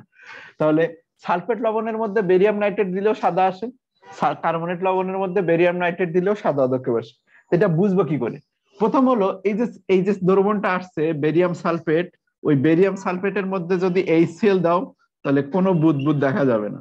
এটার মধ্যে যদি HCl দাও, নো বুদবুদ। ঠিক আছে, নো বুদবুদ মানে কোনো গ্যাস আসলে তৈরি হয় না। কিন্তু এই যে কার্বনেটটা আছে, এই কার্বনেটের মধ্যে যদি তুমি HCl দাও তাহলে কি আসবে? বেরিয়াম ক্লোরাইড হবে, আর এখান থেকে H2O আর CO2 বুদবুদ আকারে কার্বন ডাই অক্সাইড গ্যাস তৈরি হবে। তাহলে সালফেট আর কার্বনেট আমি লবণ নিলাম, নিয়ে তার মধ্যে কি কাজ করলাম? তার মধ্যে বেরিয়াম নাইট্রেট দিলাম, তার দুইটাই সাদা হলো। আর কোনটা সালফেট আর কোনটা কার্বনেট, কোনটা সালফেট আর কোনটা কার্বনেট আমি বুঝতে পারতেছি না। এই জন্য কি করলাম? দুইটার মধ্যে HCl ঢাললাম। HCl ঢাললে দেখা গেল একটা দিয়ে কোনো বুদবুদ গ্যাস বেরোচ্ছে না, কিন্তু আর একটা দিয়ে বুদবুদ আকারে গ্যাস বেরোচ্ছে। যদি বুদবুদ আকারে গ্যাস বেরোচ্ছে ওইটা বুঝবো এটা কার্বনেট, আর যেটা দিয়ে বুদবুদ আকারে কোনো গ্যাস আসবে না ওইটা হলো সালফেট। বুঝতে পারছো কিনা? এটা হলো তোমাদের শেষ। এখন দুইটা সঙ্গে একটু বলে হাইড্রেশন এনথালপি আর ল্যাটিস এনথালপি বলে আজকে ক্লাস শেষ করবো। Hydration enthalpy, lattice enthalpy.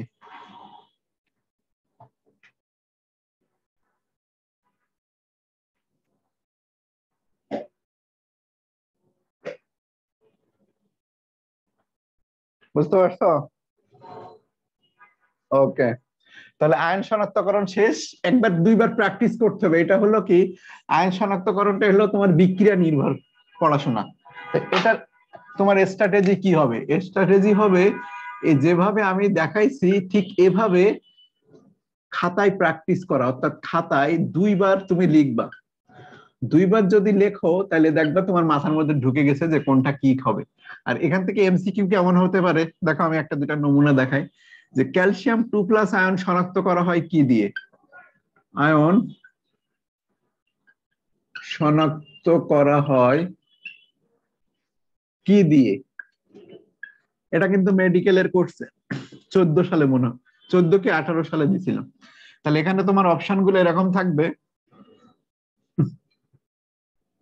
NH4OH, option B থাকবে K2HgI4, অপশন C তে থাকবে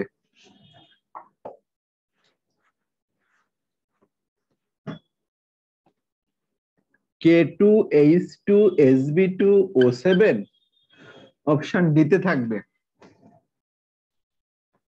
NH4CnS। তাহলে এটা কোনটা হবে দেখো তো? এত সময় তো পড়ছো, বলো কোনটা হবে? ক্যালসিয়াম 2+ আয়ন শনাক্তকরণ করা হয় কোনটা দিয়ে?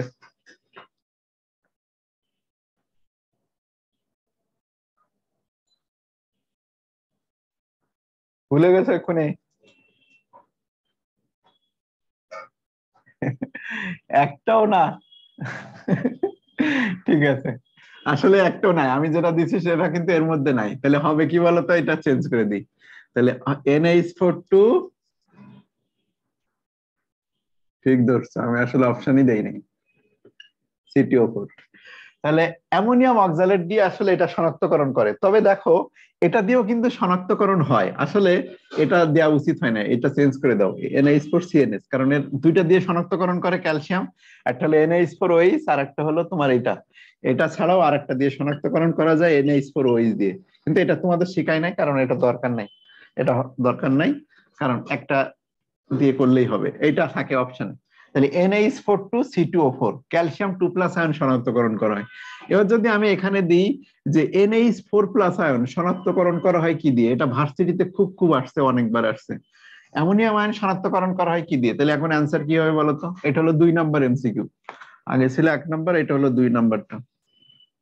এটা এখন কি হবে?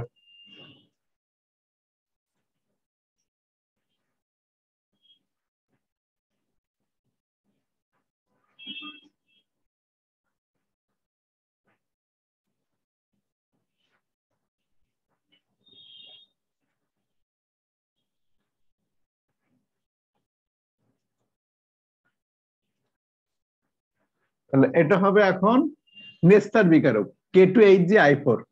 এবার যদি আমি তোমাদের বলি এখানে 3 নম্বর MCQ sodium ion, sodium ion শনাক্তকরণ করে কোনটা দিয়ে, তাহলে আনসারটা কি হবে?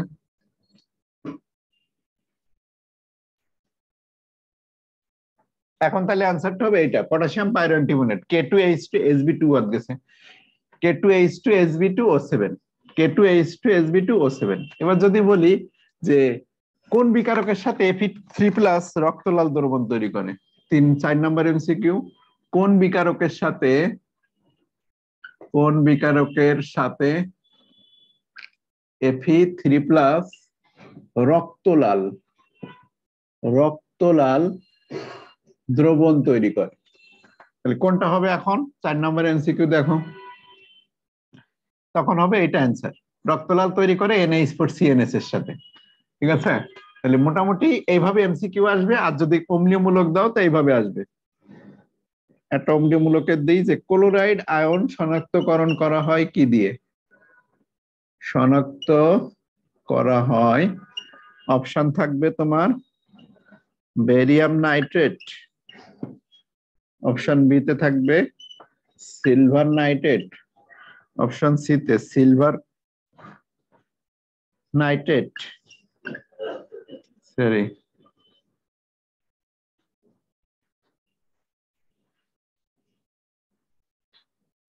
NH4OH, অপশন ডি তে থাকলো নান, কোনোটাই নয়। তাহলে সেক্ষেত্রে আনসারটা হবে এই যেটা। ঠিক আছে, তাহলে এইভাবে কিন্তু MCQ আসবে। তাহলে 1-2 বার একটু খাতায় লিখে প্র্যাকটিস করবো, দেখবা মাথার মধ্যে ঢুকে যাবে। দেখো একটা যৌগ পানিতে দ্রবীভূত হয় কিনা সেটার জন্য দুইটা জিনিস আছে, একটা হলো হাইড্রেশন এনথালপি আর ল্যাটিস এনথালপি, এটা বলে আমাদের ক্লাস শেষ। হাইড্রেশন এনথালপি আর ল্যাটিস এনথালপি।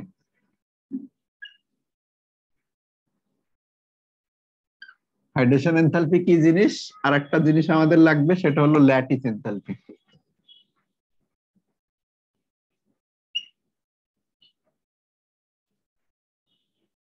এই দুইটা জিনিসের উপরে কোন যৌগ আসলে পানিতে দ্রবীভূত হবে কিনা সেটা বোঝায়।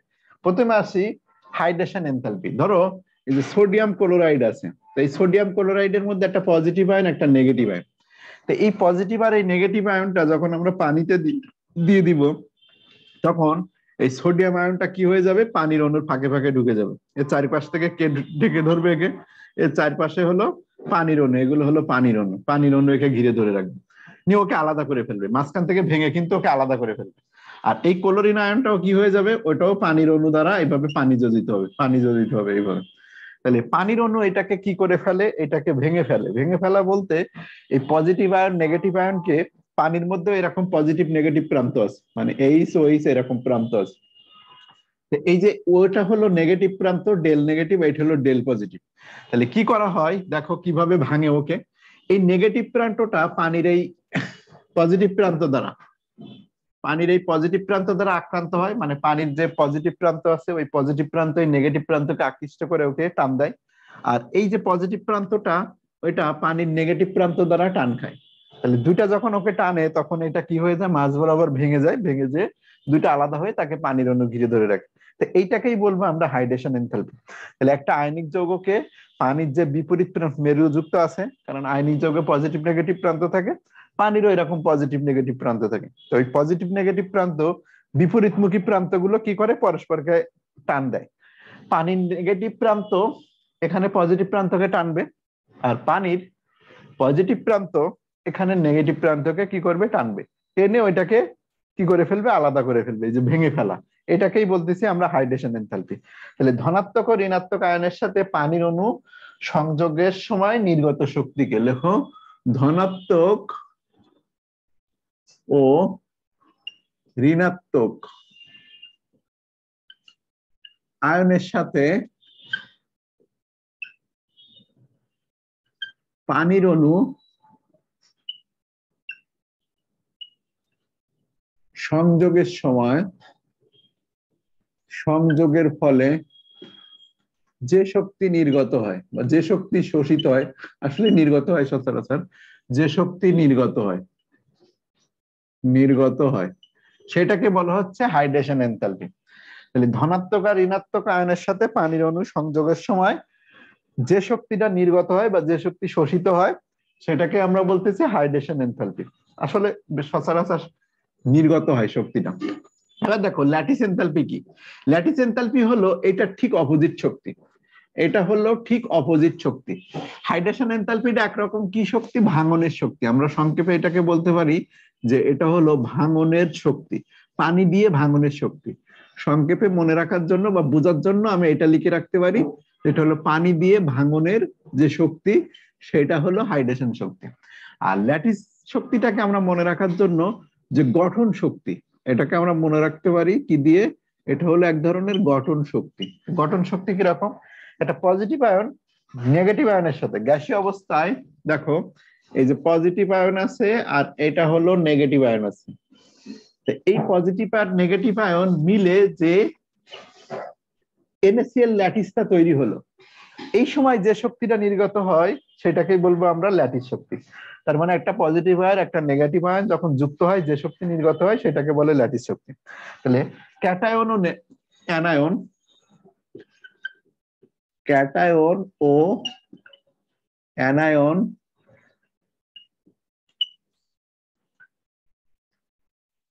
থেকে, ক্যাটায়ন ও অ্যানায়ন থেকে 1 মোল পরিমাণ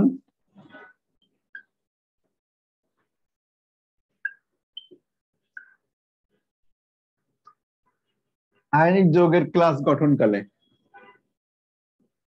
আয়নিক যৌগের ক্লাস মানে স্ফটিক ক্লাস গঠনকালে যে শক্তি নির্গত হয়,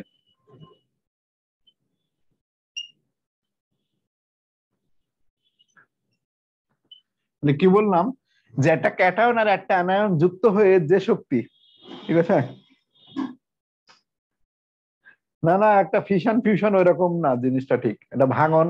যদি তুমি ভাঙন হিসেবে বলো তাহলে ঠিক আছে, যে ওটা একটা হলো ছোট ছোট মিলে যুক্ত হয়ে একটা বড় হয় আর একটা বড় জিনিস ভেঙে ছোট হয়, তা জিনিসটা যদি এরকম ভাবো তা সেরকমই ভাঙন। এটা একটা হলো পানি দিয়ে ভাঙতে যে শক্তি আর এটা হলো গঠন হতে যে শক্তি। তাহলে এই যে পজিটিভ আয়ন আর নেগেটিভ আয়ন যুক্ত হয়ে যে 1 মোল ধনাত্মক 1 মোল কোন আয়নিক যৌগের ক্লাস গঠনকালে, মানে একটা পজিটিভ আয়ন একটা নেগেটিভ আয়ন যুক্ত হয়ে যে এটা ক্লাস গঠন হবে। ক্লাসটা কেমন, যেমন লবণ যদি আমরা ধরি তো এরকম কেমন দেখতে বলতো, এটা একটা স্ফটিকের মতো এরকম না খসখসে, ওটা কিন্তু একটা নির্দিষ্ট ওর একটা গঠন আছে, ওর নির্দিষ্ট গঠন কি 8টা কোণা 12টা ধার 6টা পৃষ্ঠতল থাকে, যতই ছোট করো না কেন এটা বজায় থাকবে। তো ওই যে স্ফটিক গঠন হতে যে শক্তিটা নির্গত হয় সেটাকে বলবো আমরা ল্যাটিস শক্তি। তাহলে এটা কোন অবস্থায় হয়, আসলে অনেক বেশি পরিমাণ শক্তিতে, এটা গ্যাসীয় অবস্থায় ছাড়া কিন্তু হয় না। যখন এটা গঠন হয় তারা কিন্তু অবশ্যই গ্যাসীয় অবস্থাতেই গঠন হয়। এই জন্য এটা প্রথমে বলে নিলাম যে গ্যাসীয় অবস্থায় ক্যাটায়ন ও অ্যানায়ন থেকে 1 মোল পরিমাণ আয়নিক যৌগের ক্লাস গঠনকালে যে শক্তি নির্গত হয় তাকে বলা হচ্ছে ল্যাটিস শক্তি। তাহলে এবার কমন সেন্স দিয়ে বলো যে পানি দিয়ে শক্তি, পানি দিয়ে ভাঙার শক্তি যদি বেশি হয়, বড় করে লিখি,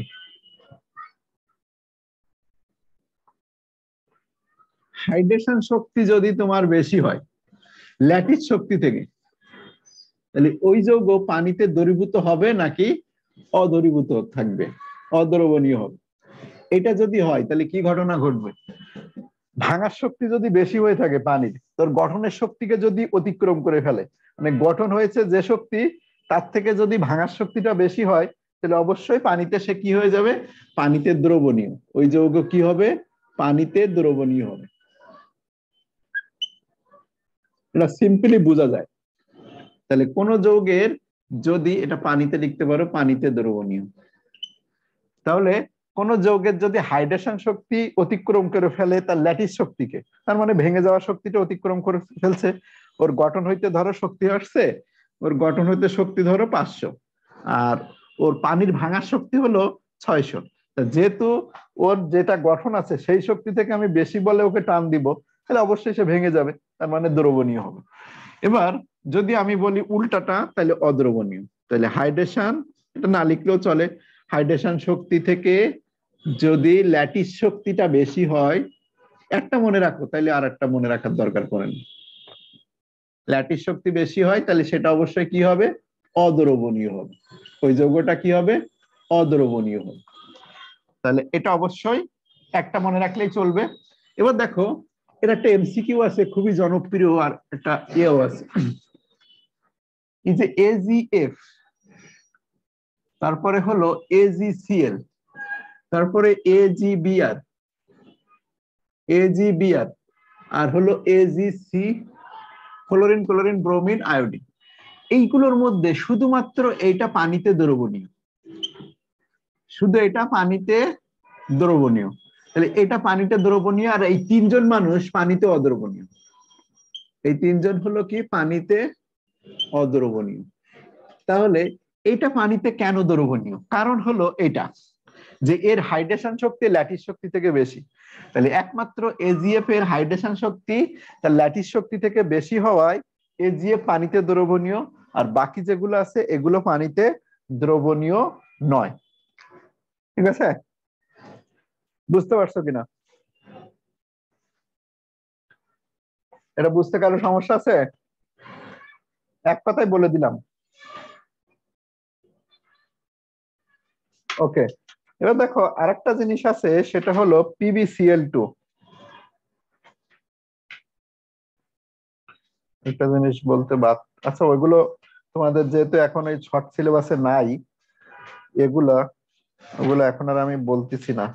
তোমাদের ওই যে জিনিসগুলা মানে ক্রোমাটোগ্রাফি ট্রাফি, এগুলো যখন যারা আছো 23 আছো, HSC 23, এই ক্লাসের পরে যখন সময় হবে তখন ওই ক্রোমাটোগ্রাফি ট্রাফি এগুলো একটা ক্লাস নিয়ে নিব। দ্রাবক নিষ্কাশন, ক্রোমাটোগ্রাফি, আংশিক ক্লাসন, এগুলো কি, এগুলো পরে কোনো ক্লাসে করে দেওয়া যাবে। আজকে কিন্তু এই ক্লাস শেষ করে দিব আমি। ঠিক আছে?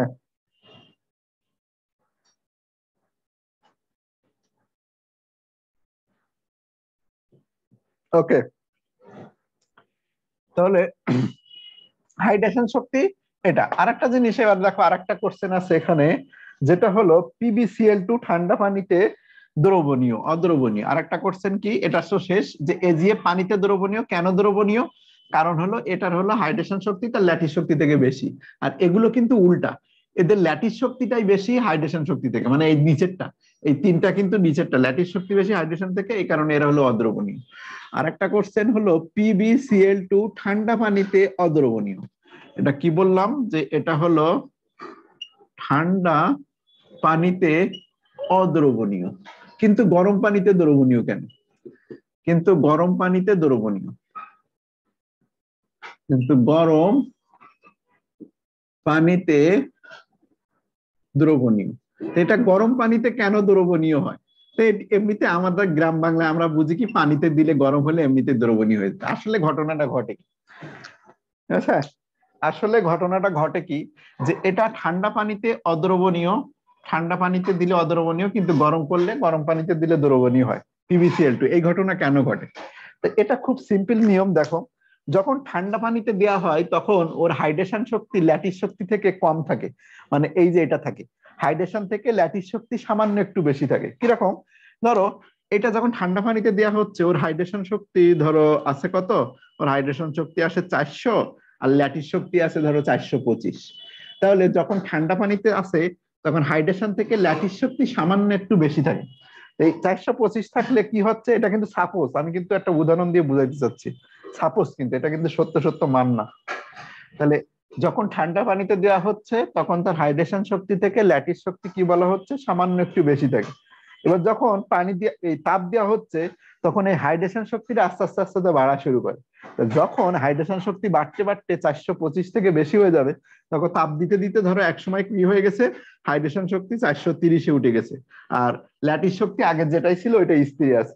তাহলে হাইড্রেশন শক্তি থেকে যখনই ল্যাটিস শক্তি বেশি ছিল তখন ঠান্ডা পানিতে অদ্রবণীয় ছিল, যখন আমি তাপমাত্রা বাড়াই দিচ্ছি এই যে গরম পানিতে তখন কি হচ্ছে, আমার হাইড্রেশন শক্তিটা বেড়ে যাচ্ছে, বাড়তে বাড়তে যখনই ল্যাটিস শক্তি থেকে হাইড্রেশন শক্তি বেড়ে যায় তখনও পানিতে দ্রবণীয় হয়ে যায়। বুঝতে পারছো কিনা দেখো, সিম্পল নিয়ম, ঠিক আছে। আর একটা জিনিস দেখাবো একটু, এদের নির্ভরশীলতাটা আর গ্রুপ 1-এর হাইড্রোক্সাইডটা, বুঝতে পারছো এটা?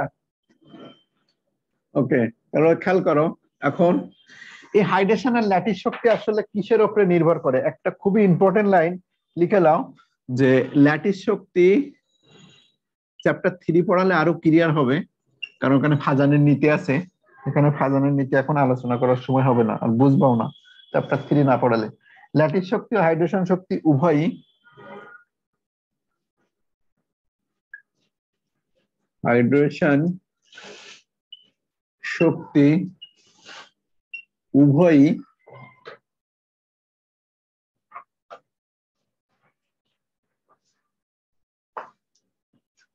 ক্যাটায়ন ও অ্যানায়ন। এই লাইনটা খুবই ইম্পর্টেন্ট একটা লাইন, ভেরি ভেরি ইম্পর্টেন্ট কিন্তু। ক্যাটায়ন ও অ্যানায়নের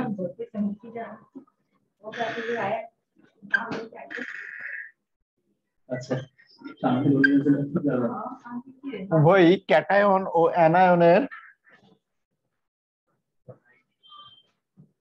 চার্জ বৃদ্ধির সাথে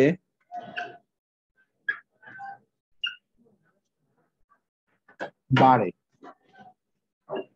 কিন্তু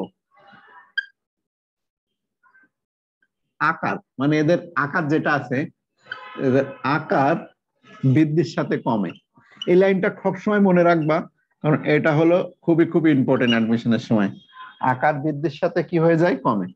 খুবই কথাটা দেখো, আমি উদাহরণ দিয়ে বলে দিব যে এদের খেয়াল করো, এই যে ল্যাটিস শক্তি হাইড্রেশন শক্তি উভয়ই আসলে কি হয়, এদের চার্জ বৃদ্ধির সাথে সাথে, মানে পজিটিভ আয়নের চার্জ যত বাড়বে বা নেগেটিভ আয়নের চার্জ যত বাড়বে ততই তাদের হাইড্রেশন শক্তি বা ল্যাটিস শক্তি বেড়ে যাবে, কিন্তু আকার বৃদ্ধির সাথে সাথে কি হয়ে যায়, কমে যায়। এখানে খেয়াল করো যে এজিএফ এর এই যে ফ্লোরিনের আকারটাই, ফ্লোরিনের আকারটা ছোট বলে এটার কিন্তু হাইড্রেশন শক্তি কি থাকে এই অনুযায়ী, যে চার্জ বৃদ্ধির সাথে সাথে বাড়ে, যতই চার্জ বাড়বে ততই এটা বাড়বে, কিন্তু এটা সবাই চার্জ -1, চার্জটা কাটবে না এখানে, কিন্তু আকার বৃদ্ধির সাথে সাথে কমে। তো এখানে আকার আছে কার, এই আয়োডিনের আকারটা হলো সব থেকে বড়, আয়োডিনের আকার যেহেতু সব থেকে বড় এই কারণে এটার হাইড্রেশন শক্তি হয়ে যায় সব থেকে কম। আর এটা যেহেতু সব থেকে ছোট, ফ্লোরিনের আকারটা সব থেকে ছোট থাকে, এ কারণে এর হাইড্রেশন শক্তিটা সব থেকে বেশি থাকে। তাহলে এটার হাইড্রেশন শক্তি সব থেকে বেশি থাকার কারণে, হ্যাঁ, এখানে হাইড্রেশন শক্তিটা সব থেকে বেশি থাকার কারণে এই যে এটা এমসিকিউ টেস্ট, এই হাইড্রেশন শক্তিটা বেশি থাকার কারণে এটা পানিতে দ্রবণীয় হয়। তাহলে এটা একটু জেনে রাখো, আর এটা অ্যাডমিশনের সময় অনেক ডিটেলস পড়ানো হয়, তোমাদের পরে যখন ক্লাস নেওয়ার সুযোগ হবে এমসিকিউ তখন আরো বলে দিব। আর এইগুলো আসলে আসে, হাইড্রেশন আর ল্যাটিস শক্তি কি বলো, যে এদের চার্জের বৃদ্ধির সাথে সাথে এটা বাড়বে কিন্তু আকার বৃদ্ধির সাথে কমে। যেহেতু এই যে আয়োডিনের আকারটা হলো বড়, সব থেকে বড়, এই কারণে এটার হাইড্রেশন শক্তি সব থেকে কম। আর এই ফ্লোরিনের আকারটা যেহেতু সব থেকে ছোট, দেখো ছোট হলে তার হাইড্রেশন শক্তি সব থেকে বেশি হবে, ঠিক আছে। তাহলে আকার বৃদ্ধির সাথে সাথে কমে যায়, আর এটার আকার যেহেতু ছোট থাকে এটা হাইড্রেশন শক্তি বেশি থাকে। এটা মনে রাখবা, মুছে দিলাম এটা, এই লাইনটা মনে রাখলেই চলবে। এবার আরেকটা জিনিস একটু বলবো, বলে শেষ করে দিব, গ্রুপ 1-এর আর গ্রুপ 2-এর।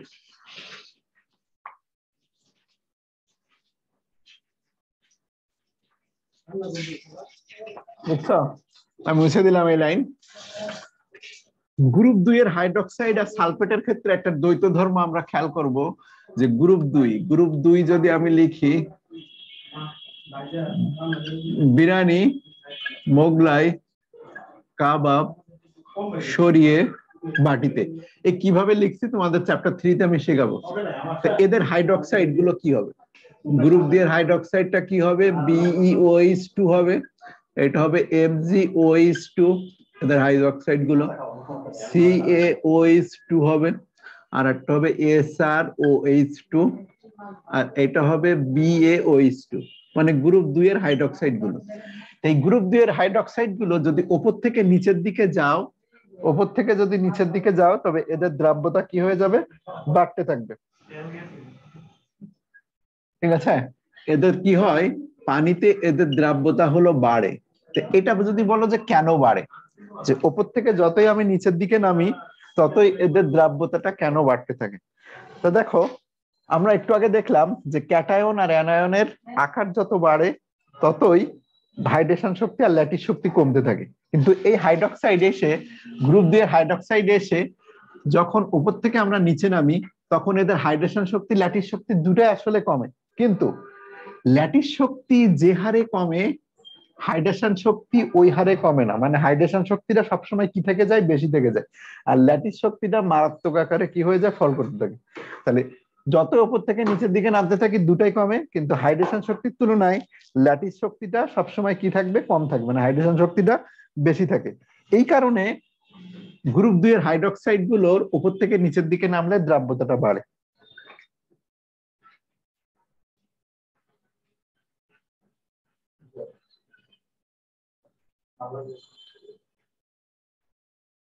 বুঝতে পারছো এটা?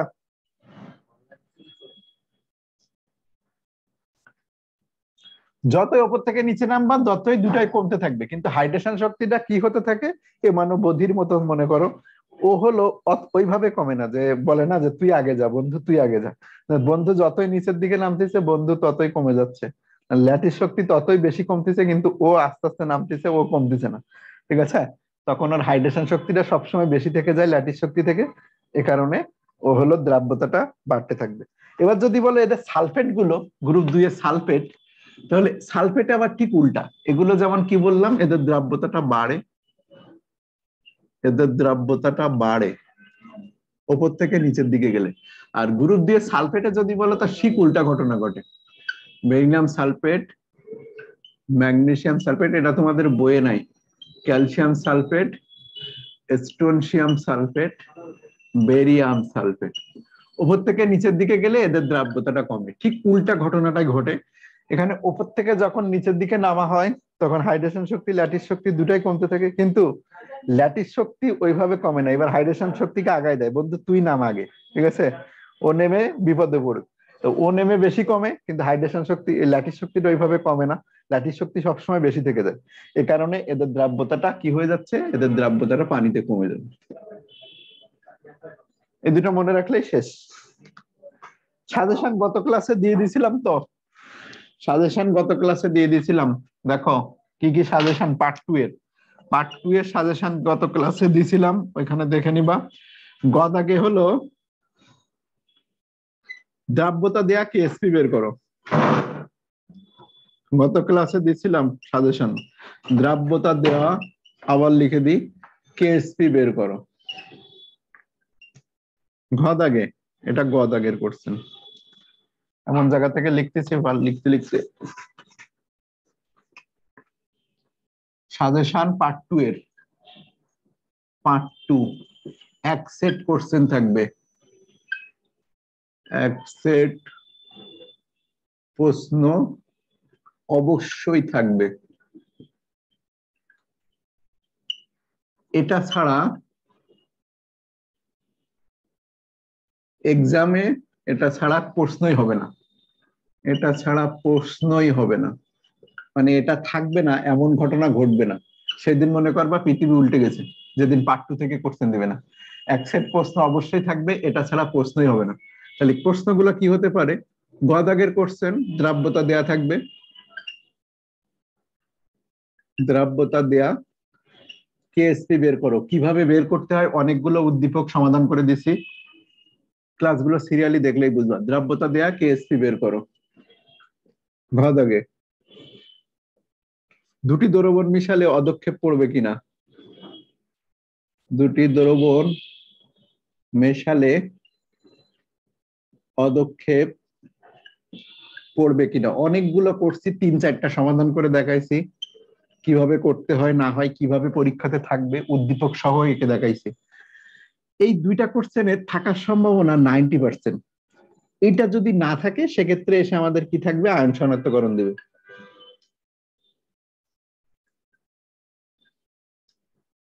আয়ন শনাক্তকরণ যে কোনো দুইটি দিবে, দুইটাই 4 মান ঘদাগে আসবে।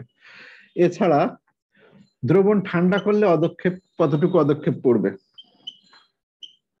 দ্রবণ ঠান্ডা করলে কতটুকু অদক্ষেপ, এই টাইপের ম্যাথও 2-3টা করাই, 4টা করাইছি, অদক্ষেপ পড়বে।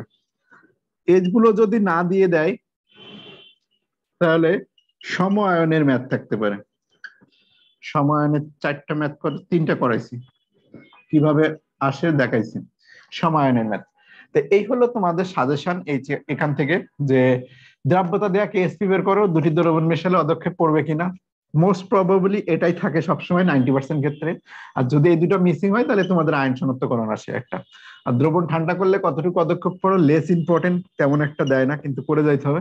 সম আয়নের ম্যাথ যদি কোশ্চেন মনে করে খুবই হার্ড হবে তখন তোমার এইটা থাকবে। ঠিক আছে, এই হলো পার্ট 2 এর এই 5টা কোশ্চেন থেকে। এই যে 5টা কোশ্চেন দিলাম না, এই 5টা কোশ্চেনের বাইরে থাকবে না, লিখে রাখো, এর বাইরেও আসে না, এর বাইরেও কোশ্চেন হয় না, এর বাইরেও কোশ্চেন হয় না, এই 5টার বাইরেও কোশ্চেন হয় না। এই হলো তোমাদের সাজেশন। কেমিস্ট্রি বই দেখে তোমার মাথা মুন্ডু কিছুই ঢুকবে না, যে কোনটা কোশ্চেন আসে কিভাবে আসে কিছুই বুঝবে না। এইটুকু বলে দেওয়ার ক্ষমতা যদি না থাকে তোমার টিচারের, তাহলে তুমি বুঝবাই না যে আসলে কোশ্চেন কিভাবে হয় না হয়, কোশ্চেনে কি আসে। কারণ হিউজ লেখা, পাতার পর পাতা পড়ে যাওয়া, কিন্তু যদি না বোঝো এই 5টা প্রশ্নে তাহলে তুমি পরীক্ষা ভালো করতে পারবে না। এবছর যারা পড়ছে আমার কাছে, তারা 200-তে 200 পাইছে, এরকম 7জন 8জন আছে। তো ওদের পাওয়ার কারণ হলো এটা, এরকম দেখাই দিচ্ছি যে এইগুলো আসবে, ওরা পরীক্ষার সময় এরকম গুলো প্র্যাকটিস করে গেছে, একদম ফুল হয়ে কমন আসছে, জাস্ট তোমার পরীক্ষা দিছে এভারেজ 95 আসছে সবার। ওকে, তাহলে আজকের ক্লাস শেষ, তোমাদের চ্যাপ্টার 2 শেষ অফিসিয়ালি।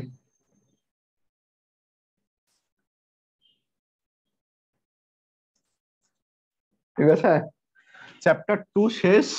আর তোমাদের চ্যাপ্টার 3 যদি এখন আপাতত হচ্ছে না, কারণ ফার্স্ট ইয়ারদের এখনো ক্লাস শুরু হয় নাই, ক্লাস করে না এরা। যদি ফার্স্ট ইয়ার ক্লাস করে তাহলে তোমাদের আর একটা চ্যাপ্টার শুরু করব। আর সেকেন্ড ইয়ারদের তো রিভিশন ব্যাচ শুরু হচ্ছে 25 তারিখ থেকে। সবাই রিভিশন ব্যাচে ভর্তি হয়ে যাবা যারা সেকেন্ড ইয়ারে, মানে যারা এই বছর পরীক্ষার্থী। ঠিক আছে, আজকের মতো বিদায়, সবাই ভালো থেকো, আল্লাহ হাফেজ।